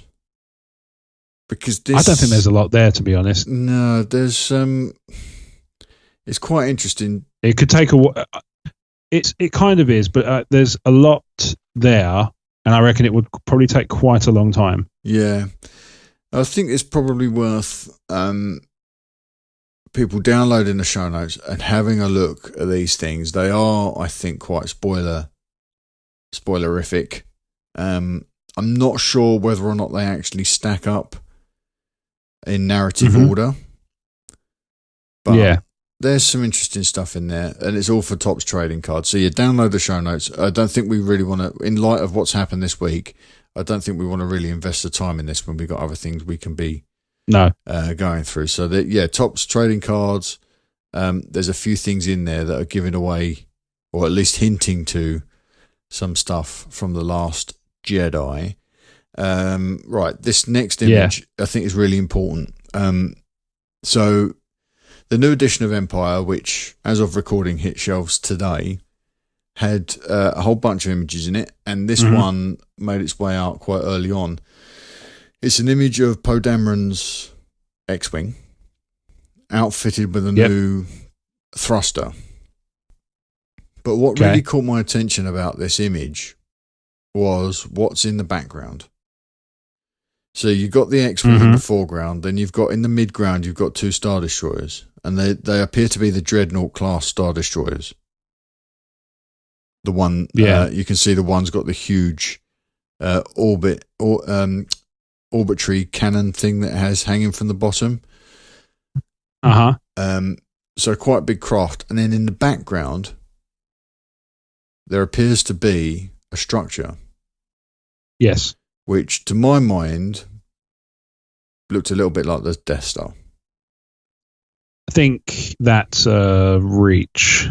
Yeah, it certainly is. I know what this is now, so I'll get to that. I'll decode it. Okay. Decode it on in a minute. The reason why that looked like the Death Star to me was because it kind of looks metallic, kind of looks like there's some a pattern on it that doesn't look like a starfield. Also, the curve kind of looks like it's following the curve of the Death Star's curve's not body. quite right, yeah. But it would have been huge because to me, it seems like it's too. It spends even at that distance. It seems to spend too long being a straight line. Indeed, to be the Death Star for me. Indeed, much too. Not to sound a bit too flat space station, but. A new category of theorist.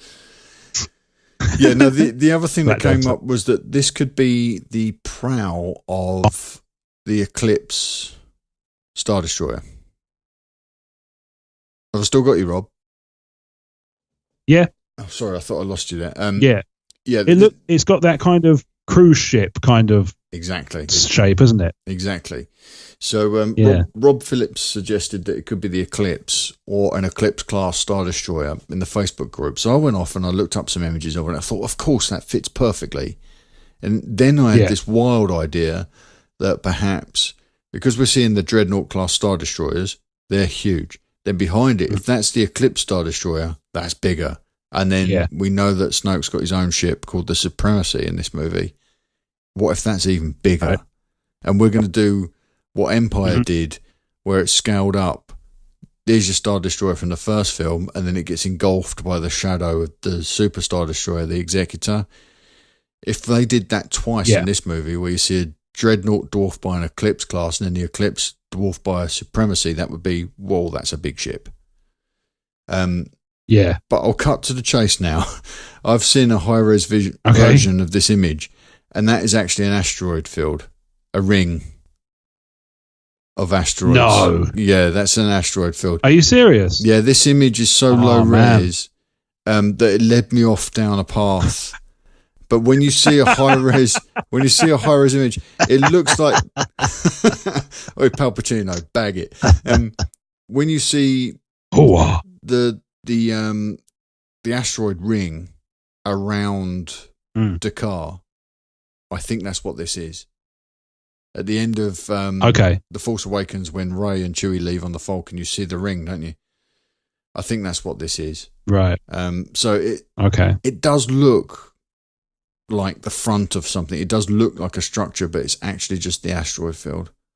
And I was so disappointed. No way. I can't believe that. That's great.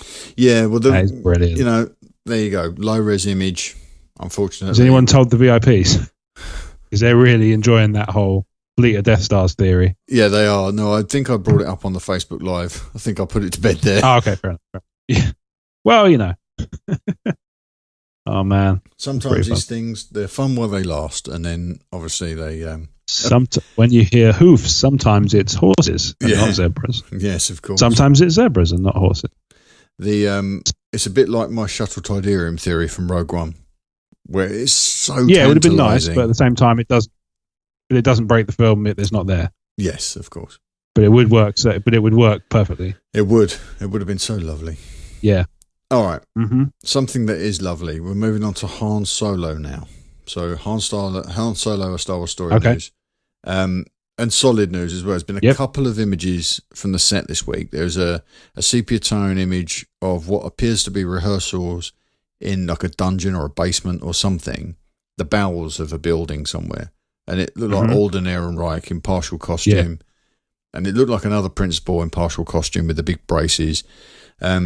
It is reminiscent of the Empire Strikes Back behind the scenes photography. And it was obviously taken during rehearsals for something or choreography for something. Yeah. And then there was a second image released of like a big bar fight, a cantina fight with some overhead footage, which Ron had taken a photo of Video Village where he's monitoring the actual shot. Very intriguing. Yeah, I saw it. It was pretty, not rough, but it wasn't fantastically clear, was it? No, it wasn't. And it looked like a lot of the top-down shot. Yeah, there was a lot of blurred stuff going on as well. Yeah. So there's lots of rapid movement, or the photograph had been taken on a slightly longer exposure. So you had some blurry movement in there. But the week kicked off with this image from Ron, which is the reveal that Paul Bettany is now on the payroll of Han Solo. He's in the cast. Cool. Which is awesome. It's great. Yeah. The costume is definitely in costume there. It looks like the black thing, I think, is most likely the shroud that they wear to cover up their actual costumes when they're moving around the set. Okay. So the white collar, the Han Solo style shirt, I think is certainly a part of his wardrobe. Yeah. It's very clean cut as well. I think it's all but confirmed that he's replaced Michael K. Williams at this point as the person who connects Han to Kira or Kura, depending on how the name is pronounced, which is Emilia Clarke's character. Right, okay. And Michael K. Williams. So we've had, you say it's all but confirmed. I think one of the trades sort of hinted, I think it might have been Deadline or something, it hinted that this was the case. The timing makes perfect sense. It does, and I think it's... In terms of Michael K. Williams having to step away, sadly, and then Paul Bettany being announced suggests that, it's a natural progression of, Michael K. Williams wasn't able to stay on, and they've gone out and they found somebody who can take his place. Exactly. Or fill in the gaps that maybe he's filled in. Maybe Maybe they filled in the gaps with Paul Bettany that Michael K. Williams couldn't finish because of his other commitments. Yes. Yeah. So maybe Michael K. Williams might still have a part in the film, but it might be a reduced role. Yes, indeed. And whoever Paul Bettany happens to be playing is doing that heavy lifting. Some of the leg. Yeah. Michael K. Williams did describe his character as being, the way he described him, sort of being in a white kimono, kind of suggested, to me at least, money, that the character was moneyed. Okay. Perhaps kind of almost like a fixer. On the payroll of somebody money. Indeed, yeah. And it certainly looks, from how neatly presented Paul Bettany seems to be in this shot, it looks to me like he comes from that kind of environment rather than being sort of the barely held together vagabond that Han is. This guy looks groomed and quite poised. So I think that, he does, to me, the connection between whoever Paul Bettany's playing and the archetype that Michael K. Williams described seems to make sense to me. So it could be that he is responsible for connecting Han to Kira. Mm-hmm. But I love Paul Bettany, and I'm so thrilled to see him. Yeah, no, it's cool. It wouldn't have been someone that I'd have said, when we've made those lists in the past, who would you like to see in a Star Wars movie? We all went, Gary Oldman. Yeah. This Paul Bettany is not someone I would have put on that list, but now it seems to me like I should have. Because he's such a great guy. Yeah, it's like one of those ones you go, oh, yes. Yeah, of course. Okay.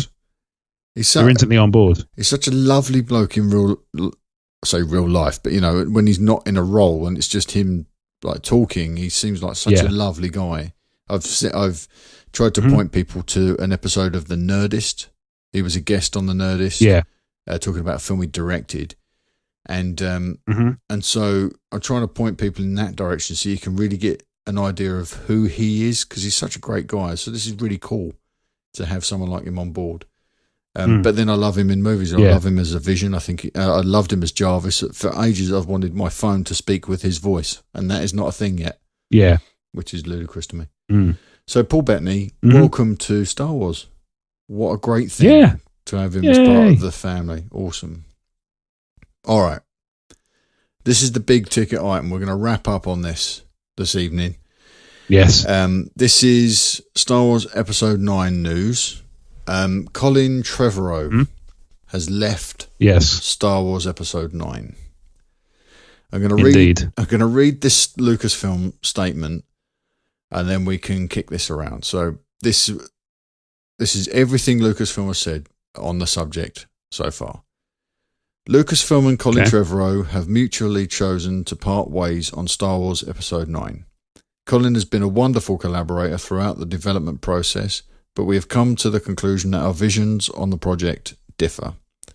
We wish Colin the best, and we'll be sharing more information about the film soon. That last line. Sharing more information. We wish Colin the best. Yeah. I mean, that's great. I mean, we all do. I'm a big fan of Colin Trevorrow, and I would love to see Colin Trevorrow's Episode 9. But my position on this. I've been quite vocal about it from the start.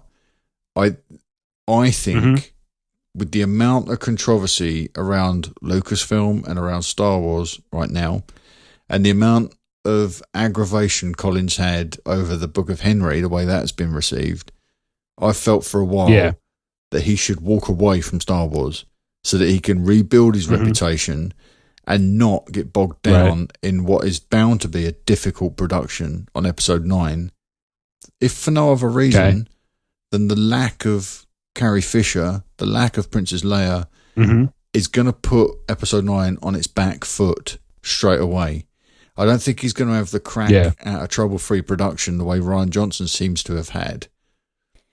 I think he's going to be troubled for Colin, and I think he would have come out of this battered and bruised because he's already in Hollywood jail over the Book of Henry.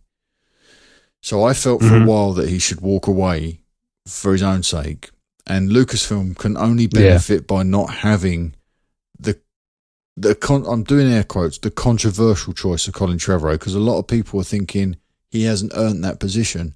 I've heard that today on a podcast. That's not me interpreting things that way. But some people don't feel that he's you've heard somebody say they don't think he hasn't paid his dues. So exactly, that's the phrase they used as well. He hasn't paid his dues yet. So what load of crap. I mean, George Lucas hadn't really had one cult film under his belt, and he made Star Wars. Give me a break. Yeah, it's everyone gets. He's saying that it shouldn't have succeeded because he hadn't paid his dues. Yeah, go back to what? Go back to the 70s. Go back to Spielberg on Jaws, and look at that in the cold light of day. That was a massive failure for Spielberg because it went over schedule. You mean? Not necessarily commercially, but I see what in terms of him being a successful director, he went over budget, he went over schedule, he had practical effects that didn't work. He didn't come out of that. No, he didn't come out of that movie, and everyone said, "Look, Steven Spielberg's arrived." Everybody, it would be a while before people would be able to say, "Oh yeah, that's a thing. This guy is going to turn heads." And he did it again with 1941. He dropped the ball again with a film when everyone thought he could do no wrong. And he made 1941 and then he went away and thought, God, what am I going to do next? If only there was an archaeologist I could call upon. But yeah, Colin Trevorrow, he made a great movie in Safety Not Guaranteed. He managed a huge budget and made a hell of a lot of money with Jurassic World. Whether or not you like that movie, it was a massive success. So I think dues have been paid, right? He got the job based on that. There comes a point for me where you either say you've paid your dues, or you say we can't ever give you a film that's anything other than indie because you're not going to ever be seen as being paid your dues. It's that sort of that what's the example people use of like you can't get a job without experience, and you can't get experience without a job. In the same way, you can't pay your dues. I'm just going to say it with disdain when I say it instead. That will make it clear how I feel about that one. You can't pay your dues without experience, and you can't get experience without paying your dues. Yeah. Just get it sillier and say, yeah, it is. He's a bit damned if he does, damned if he doesn't, really. Yeah, and I don't, you know what, if Book of Henry had come out and had been a critical and financial success, I don't think we'd be having this conversation. No, nope. I don't think then people would be saying Colin Trevorrow hasn't paid his dues because his last project would have been a success. Anyone I think now in Hollywood that says, no, Colin Trevorrow's fine after having a film mauled the way the Book of Henry was, is going to come off like an idiot. They're going to sound like a fool for putting faith in him. Now, I'm not suggesting that's why he's been jettisoned. I don't even know. I think the indications are that he was let go, but I don't think that's the reason why. I just think that this movie has become a hell of a lot more complicated since we lost Carrie. And whoever the creatives are going to have to wrestle this thing to the ground now, this film, because you are always going to be dealing with the lack of Leia and the lack of Carrie Fisher. So it needs somebody skilled to tackle it, and maybe that, or obviously, that isn't Colin Trevorrow. We're hearing that it's scripting problems that have led to this dissolution of this creative relationship. So, right. But it does leave one obvious question: when the dust settles around this, Colin Trevorrow will go away and they'll have a successful career. His next independent film will be huge, and people He'll be fine. People will be applauding him. Then you watch the wind will change. And also, he's he's still part of Jurassic World 2, isn't he? He is. Yeah, I think he's producing. As far as I know. I don't think he's directing, but I think he's he's still involved in the project. He's going to be able to find good quality work that's worthy of him. Yeah, without any issue.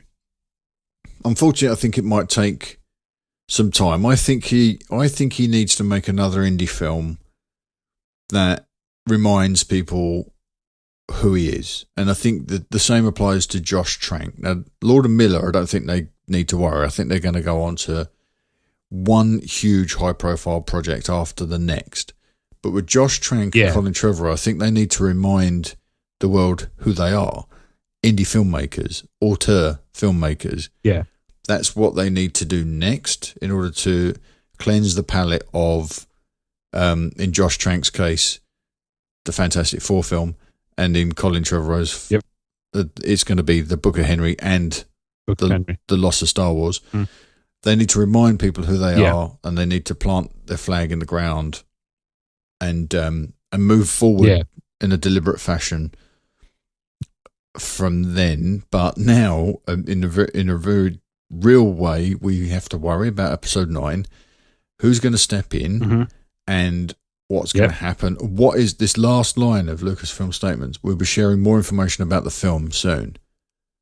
What's coming next, Rob? I think it's going to be a couple of weeks, and then we'll probably get an inkling of who's next. Mm-hmm.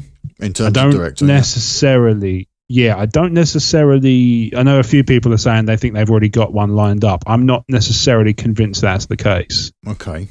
I'm quite prepared to be wrong, depending on how quickly the announcement's made. But I'm not 100% sold on the idea that they've lined somebody else up before they've sort of terminated it. Just in, if nothing else, because it's entirely possible that he has been. It has been a mutual thing, and they offered him it rather than saying you're gone. Mm-hmm. They said, look, we're feeling like this. You can stay, and we can try and work on it. And he's just said, no, you know what? That suits me fine. I can do something else, whatever. So it's entirely possible they have just come to it mutually. It's not just PR spin. It's a real thing that they have just decided they can't agree on how it should go forwards. He's not willing to budge. They're not willing to budge because he wants to tell a certain story in their Lucasfilm, and they have a multi-million-dollar enterprise to look after, and they want to be sure that what they're doing is the way they want to do it, which is, whether you like, irrespective of what you think about it, that's fair enough. Mm-hmm. In terms of, it's their prerogative as a company. But I don't necessarily subscribe to the idea that they've definitely got somebody new lined up to take his place. I just think it's entirely plausible that they have just come to that conclusion. Maybe it's been building for some time. Maybe it's just come to a head. Obviously, we don't have pre-production, principal photography, or anything like that on episode 9, as far as I know. Thus, it's not a case where they've been given dailies like Han Solo. Mm-hmm. It's just can't happen that way. There's nothing to reference. It's purely on the script writing point of view. Yeah. But obviously, they brought somebody in, didn't they? Jack whose Thorne. name escapes me. Jack Thorne they brought in. Jack Thorne. So they brought Jack Thorne in. The writer of The Cursed Child. Child. Yeah, maybe he did a treatment. They said, "Oh, we love it." Showed it to Colin Trevorrow, and he's like, "Oh, but this is not anything like I was going to do." Mm. So these are all sorts of all sorts of possibilities about that. There are. We've got much more to go on than we had with Lord and Miller, and that's precisely because of the point you just made. We're at a different stage in production. Yeah. So, whereas Lord and Miller set out from a strong position with a script and picked up the wrong stuff, or certainly picked up stuff that Lucasfilm didn't approve of. And Lucasfilm had something tangible in front of them that they could look at and say, that's not right, that's not right. Are you willing to change it? And then say no, and that'd be the thing that broke the relationship. Here we don't have that. Here we have a convergence of events with the loss of Carrie, meaning that they had to do a major rewrite on episode 9, meaning that everything that Colin and Derek Connolly had put together up until that point had to be thrown out. Yeah. Because we heard from Kathy Kennedy that episode 9 was largely going to be Carrie's movie. That Leia was going to figure into it quite significantly. So, of course, the script was going to favour that character if any of that's true. And you can imagine that with Kylo Ren's potential importance, his arc being potentially quite important to this thing, that Carrie would have had a significant part to play in regard to that, as well as her own story. So Colin and Derek Connolly would have had to throw the baby out with the bathwater, go back to square one, and start again.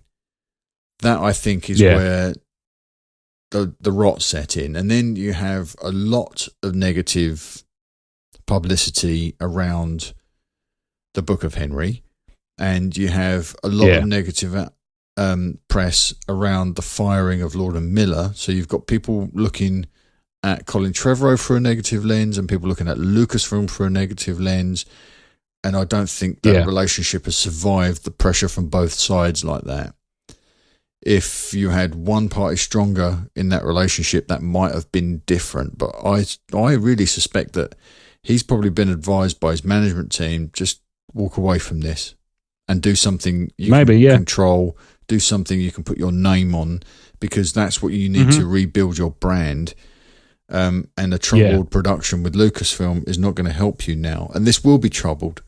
Even if they announce tomorrow that Rian Johnson is going to be directing this film, it's still going to be troubled because you've got that massive hole at the heart of this film, Carrie Fisher. It's going to be a problem.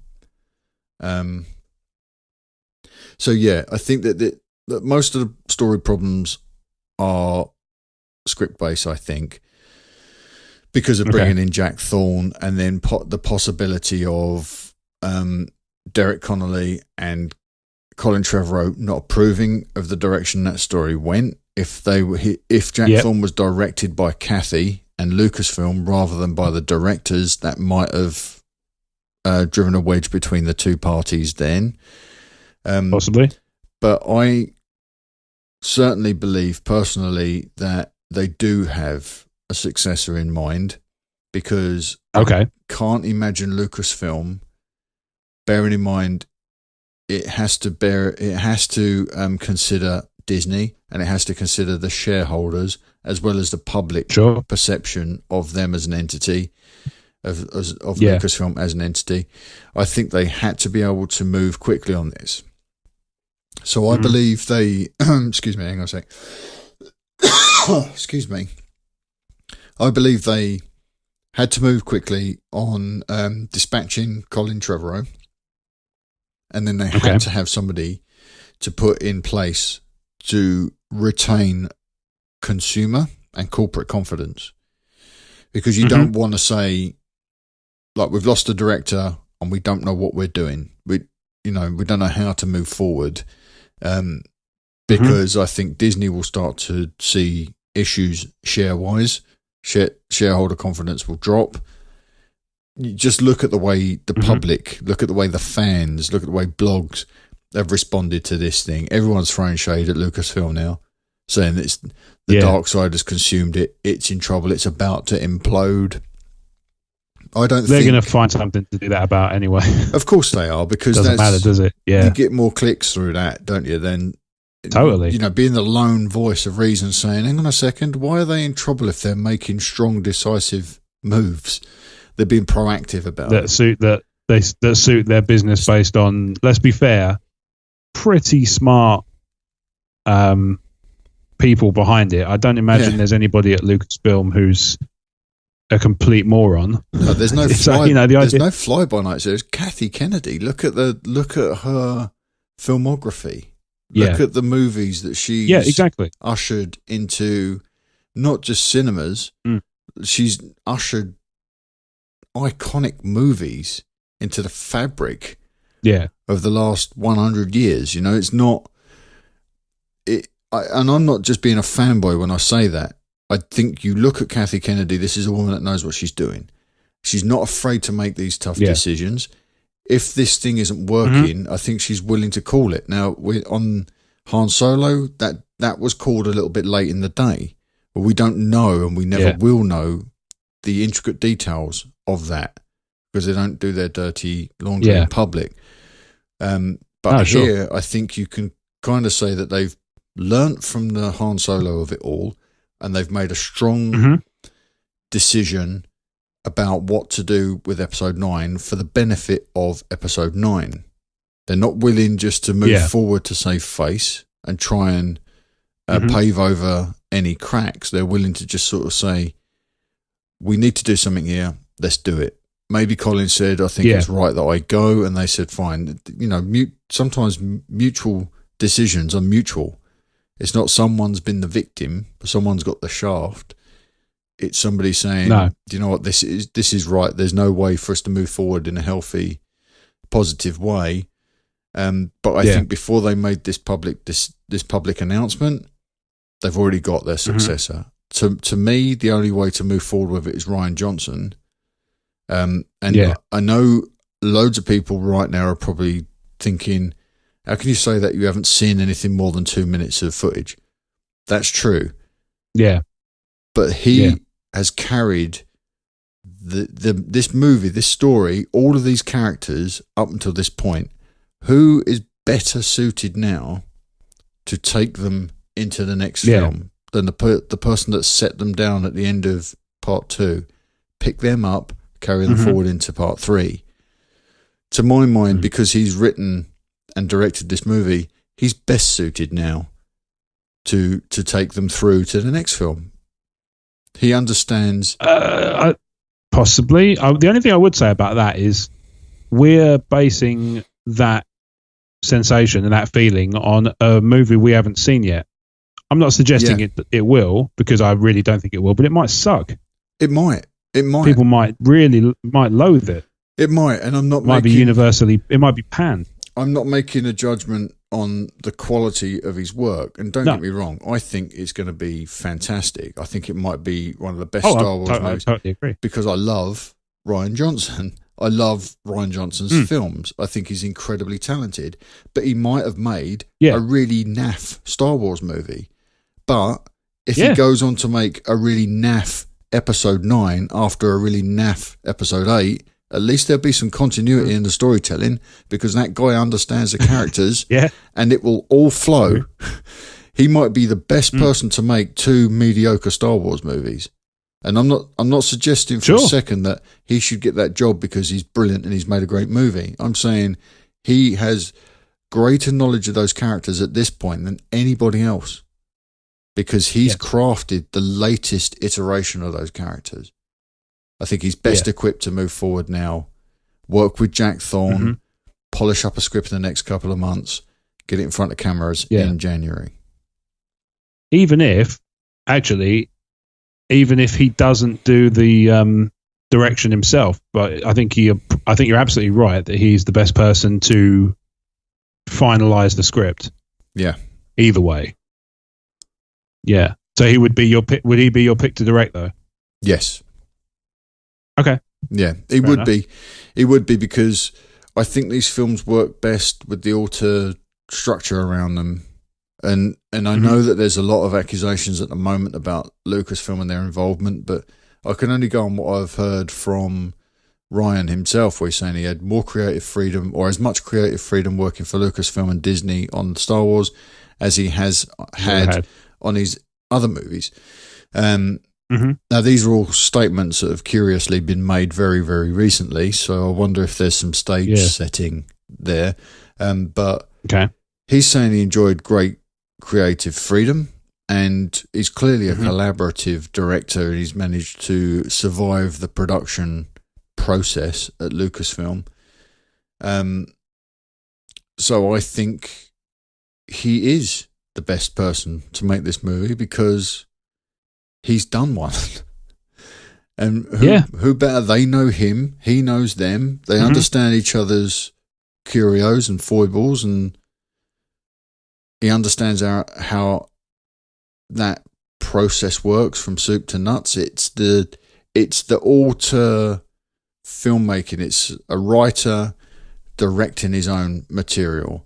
That's why Lucas had such success, and that's, I would imagine, potentially why The Force Awakens was as successful as it was, because Michael Arndt came on quite early on, but JJ and Lawrence took over almost immediately and shaped their own thing. So that's probably why that film was as good as it was, because it had that singular vision. And perhaps now that's what they need with this movie. And I think he's uniquely positioned now, Ryan, to deliver an episode 9 that will do justice to this thing. And because he's had such a successful production on Last Jedi, he may be well equipped to manage this troubled movie because of the problems it comes preloaded with, the problem of not having carry. So here's a question then. All right, just a hypothetical, just to throw it in the mix. Let's say you can't get Ryan for whatever reason. He's working on something else, or he doesn't want to do it after all. Who's your pick? Or who might be on your list? Doesn't have to be it doesn't have to be a full kind of locked in choice. Just somebody off the top of your head. JJ. Who would you go for as kind of a JJ? JJ would be next, purely because he's another one that's already done it. He's already survived it. Okay. So he would be my next choice. And I know Bresnikan wrote this up on EW and said that both Ryan and JJ had open schedules. Oh, okay. Interesting. So, okay, cool. Let's say it was purely I was just curious. Yeah. I think anything else at this point, and like there were some people saying over DuVernay, we mentioned earlier, she's wrapping up on A Wrinkle in Time, so she could step across quite comfortably into this movie, right, and pick it up. But she's coming fresh from outside. She's coming fresh in, and that might jeopardize the January start date.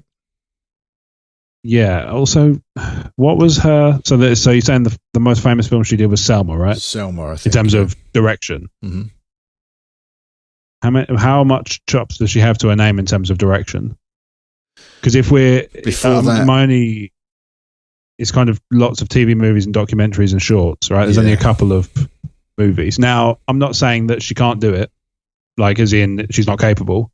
All I'm going to say is if we're saying that Colin Trevorrow hasn't got the chops, hasn't paid his dues, hasn't got the experience necessary, we have to apply that evenly across the board. Of course.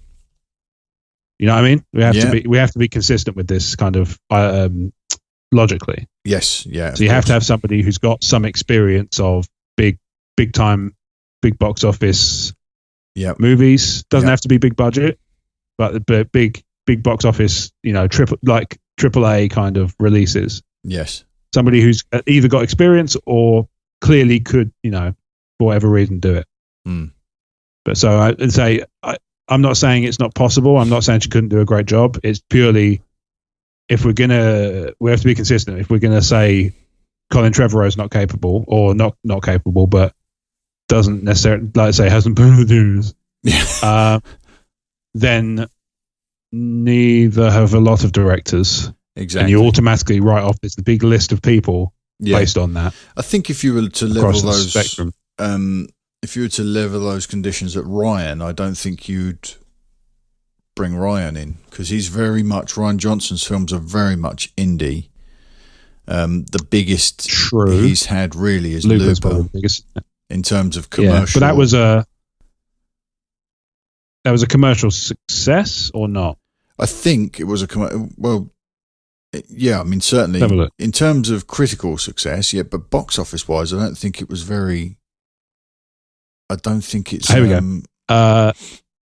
Huge. Ooh, 30 million budget, 66 million gross, so not great at all. Not the sort of numbers we're looking at with Star Wars, is it? No. Well, then, I mean, that gets you an even smaller list, doesn't it? But, if you go, they have to have made $1 billion at the box office. That's a pretty small list. Yeah. Yeah. Clint. What about Clint? Well, which one, Howard or Eastwood? See, probably ditch that midichlorian stuff and just let them go. Yeah, is there any way we can cast a belligerent old guy? Hello there. Applying those Clinty one Kenobi. The applying those rules would certainly excise Ryan from the Russo brothers. Yeah, see, they are Marvel's golden geese right now, aren't they? Yes. I don't think that they would. They're certainly not free to be able to no, do it. Well, aren't they on? Are they on Infinity War? They're doing. Are they involved in? Yes, they are. They're Infinity War is in post, and then you've got Avengers 4. They're directing as well. So that's part 2 of Infinity War, I think. Yeah, but I don't think I don't think it's named that anymore. That was Infinity War Part 2 originally, but I don't think it is that now. So they're not going to be free for a couple of years. But I think way I cut this, I keep coming back to it. I think Ryan is quite simply the best choice, in my opinion, for this movie. I agree. Because of his connection to those characters at this point, and his experience and his relationship with Lucasfilm. And that to me speaks volumes. So the last thing we really need to talk about now is also under this hovering behind this last line. We'll be sharing more about this film soon, more information about this film soon. What do you think is going to happen with the production date of January and the release date, which is May? Production date of January next year. Yep. Cameras roll in Jan. And then May the following year for the release. Yep. I think that's still doable. Yeah? Yeah, I reckon so. Okay. It really depends on... I mean, for a start, it really depends on how much what the ratio is of post and principal photography in terms of CG work. Yeah. Because obviously that has an impact on the release date. I think it's going to be okay. I think it will endure. And actually, I think they're in a great position, because if they do push it back, there's no better reason than we had to change directors. Yeah. So there's no downside really for that, No. And I really like the idea this week. I started thinking, Han Solo could probably benefit from another couple of months. In post, which can cover. I think they're probably on schedule for like the CGI work, the traditional post production stuff. They'll probably be able to wrap that up. Obviously, get it into theaters in May, but giving Ron Howard another 6 months means, if you can get your hands on the money, you can go back and reshoot a whole bunch more stuff. And if you can't go back and reshoot a whole bunch more stuff, you've got freedom with an extra few months to do extensive ADR and redub the footage that's already there. And that's where you build in the new inflection. So if they are concerned about tone of things already shot, another 6 months and a bag of change gets you a reshoot, or another 6 months gets you some ADR time, and you can go back and re-loop the dialogue that bothers you. And if they push that back to December, you push episode 9 back to December of 2019, and then you've got another Christmas movies for another couple of Christmas movies for Star Wars, which work extremely well. But you buy the production of episode 9 more time. So you can start with what you know, and you probably shouldn't do it, but you can start with a partially complete script. So they can still try and hone what they've got when the cameras start rolling, which is never a good thing. It happens a surprising amount of the time, but it's never a good thing. But if you want to roll cameras in January, and bearing in mind they've probably got locations locked, they've probably got sets being built, they've got crew that are all going to get paid, even when the show's down. Like when the show shut down for 6 months for Harrison Ford, everyone had to get paid. Sure. So I think they want to try and preserve the start date, but with a delayed release date, you've got more room in post to go back and pick up what you need to if it's missed, or probably not the best way to start a movie. But with Ryan also understanding his characters, if he works with Jack Thorne and they put a script together, they could get a script done in the next couple of months so that they hit the ground running in January. With Ryan's intimate understanding of his characters, that could be an asset. Yeah, as a result, he may need less time to get certain things done because he can get there quicker because he knows his way around the characters. Yeah, he knows to a better degree. Exactly. Yeah. Okay. Yeah, that's a good point. All right, so Ryan's your pick. Big time. What about you? And then if you couldn't get Ryan, I can't remember who you said if you couldn't get Ryan. Who'd you say? I would fall back to JJ at that point. Because I would like to see a return for JJ, I think. And I mentioned it on a Kessel Run episode earlier this week that I felt that if we're going to get another trilogy, maybe JJ would be the right man to kick off the next trilogy of movies. And why not just keep rolling these guys in? You've got a stable of creators now. Why not keep going back to the well and use those people over and over again until they're sick of it?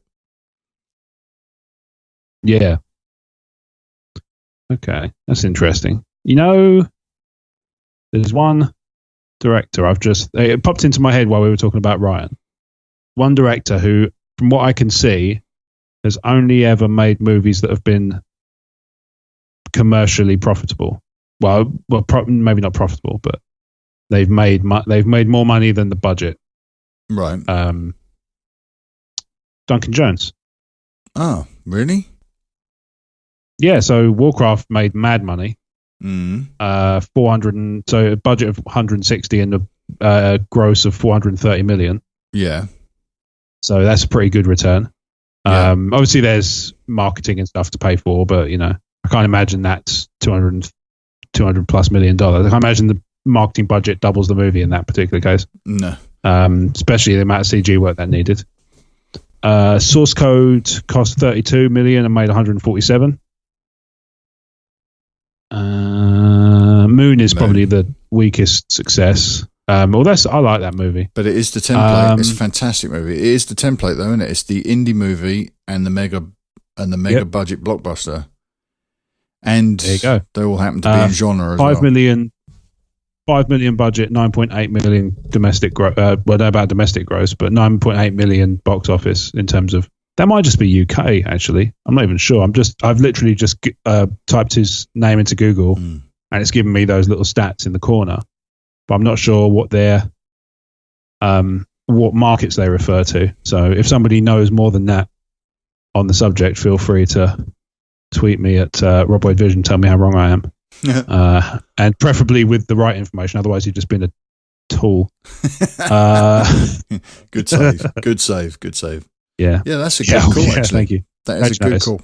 Here we go. Let's have a look. Worldwide.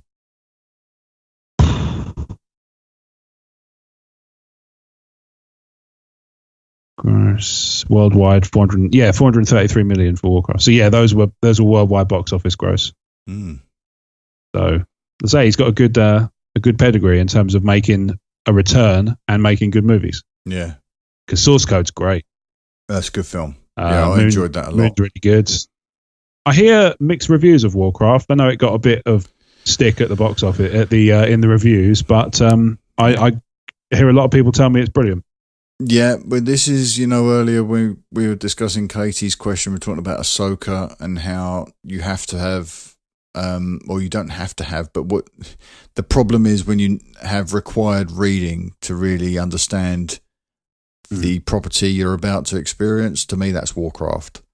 Yeah. I think you need to understand, you need to be a fan of the games. You need to understand that the culture, that it's more than just a genre film, that it sort of has a baked-in audience of which I'm not a part.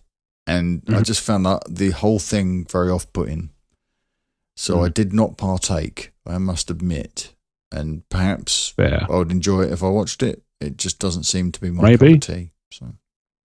All right. Are we good to wrap up? But I'd say, I'd say, so we're saying Ryan as a general rule, but we're basically he's the best choice we've got.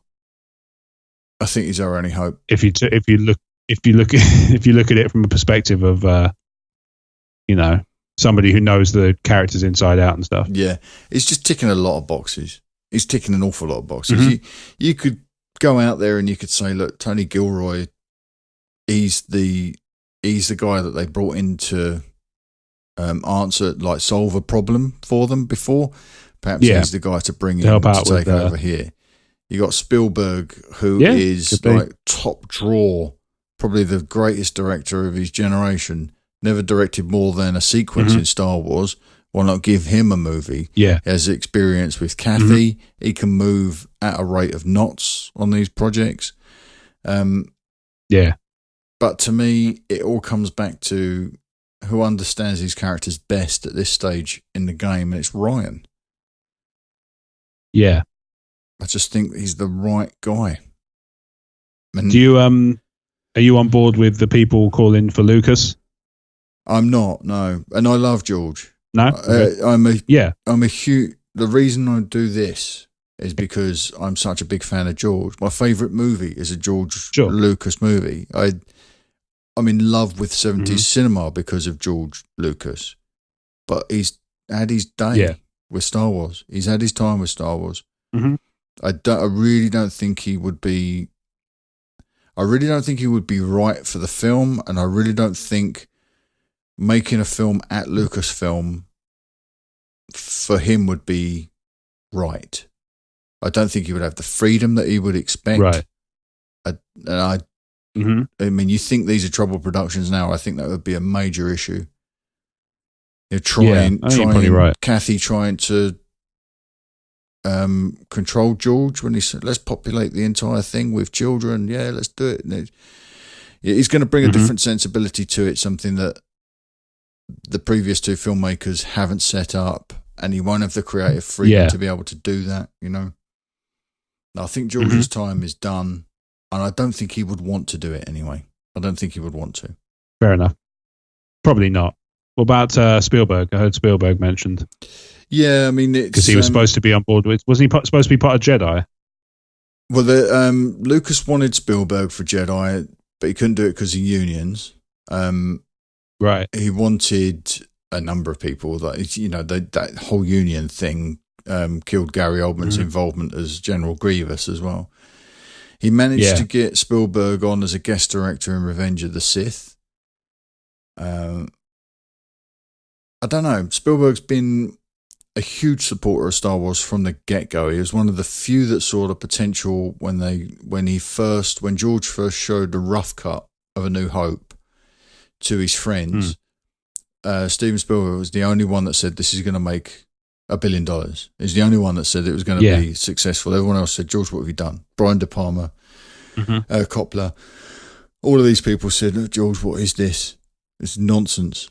And Steven was the only one with the vision to sort of say, "No, you know what, George, you've done it. You've cracked it. This is the thing." So I think he gets it. I just don't see it happening somehow. He might be too big to be able to step in to do this now. If Ron wasn't already doing Han Solo, I would say possibly Ron would be a better fit than Spielberg at the moment. But yeah, it doesn't. He doesn't feel like the right fit to me right now. Yeah. Not when my benchmark right now is Ryan, so I'm holding everyone up to that, thinking, are they as familiar with Star Wars as Ryan? No, they're not, because he's the last man to have had hands on with this project. It just seems ideal to me. Yeah. So no, in a word, no Spielberg.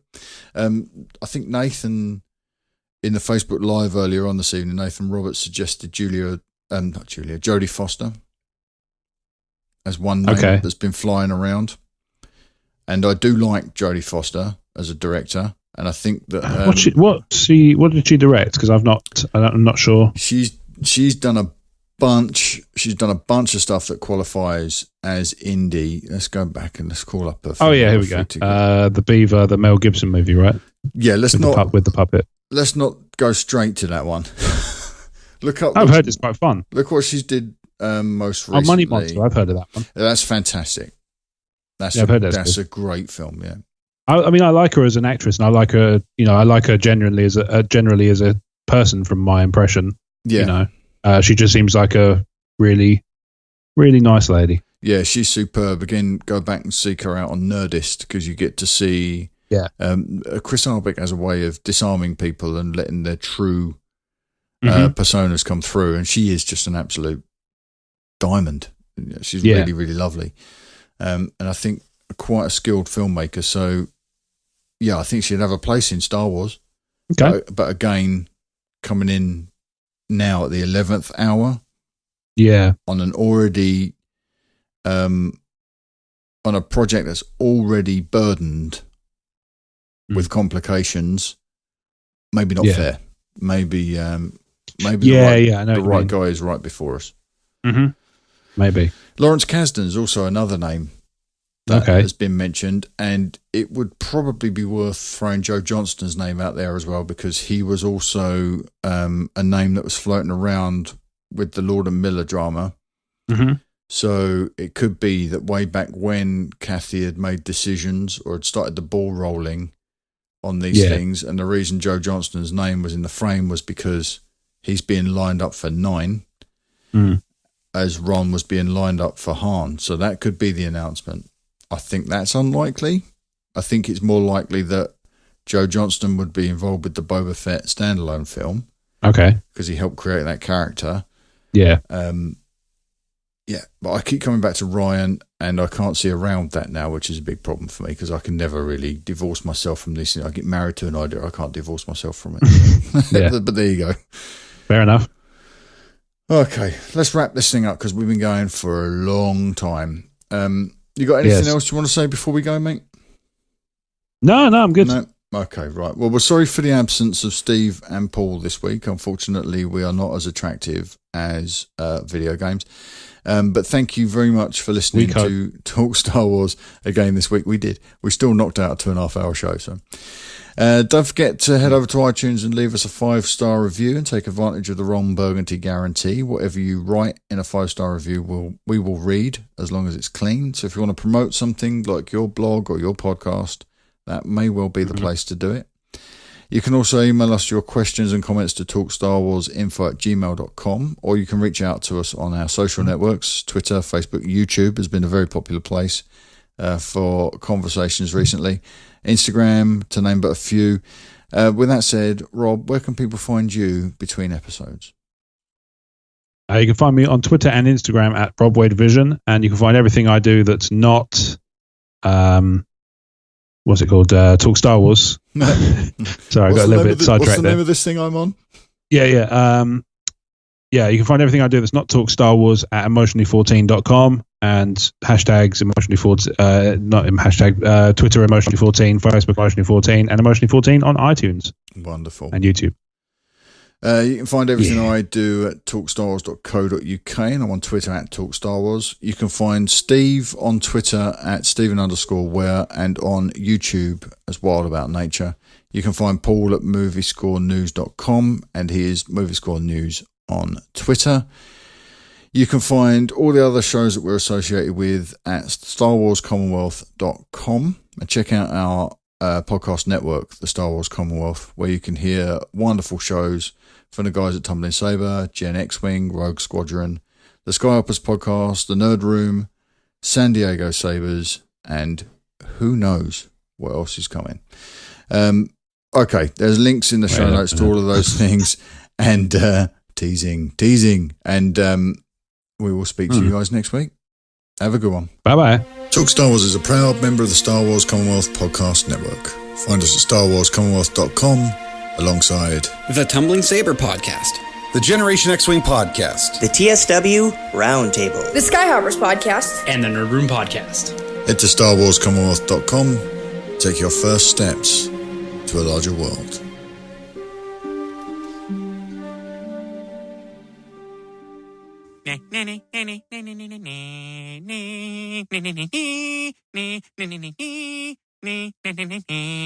It's a wrap. It's a wrap.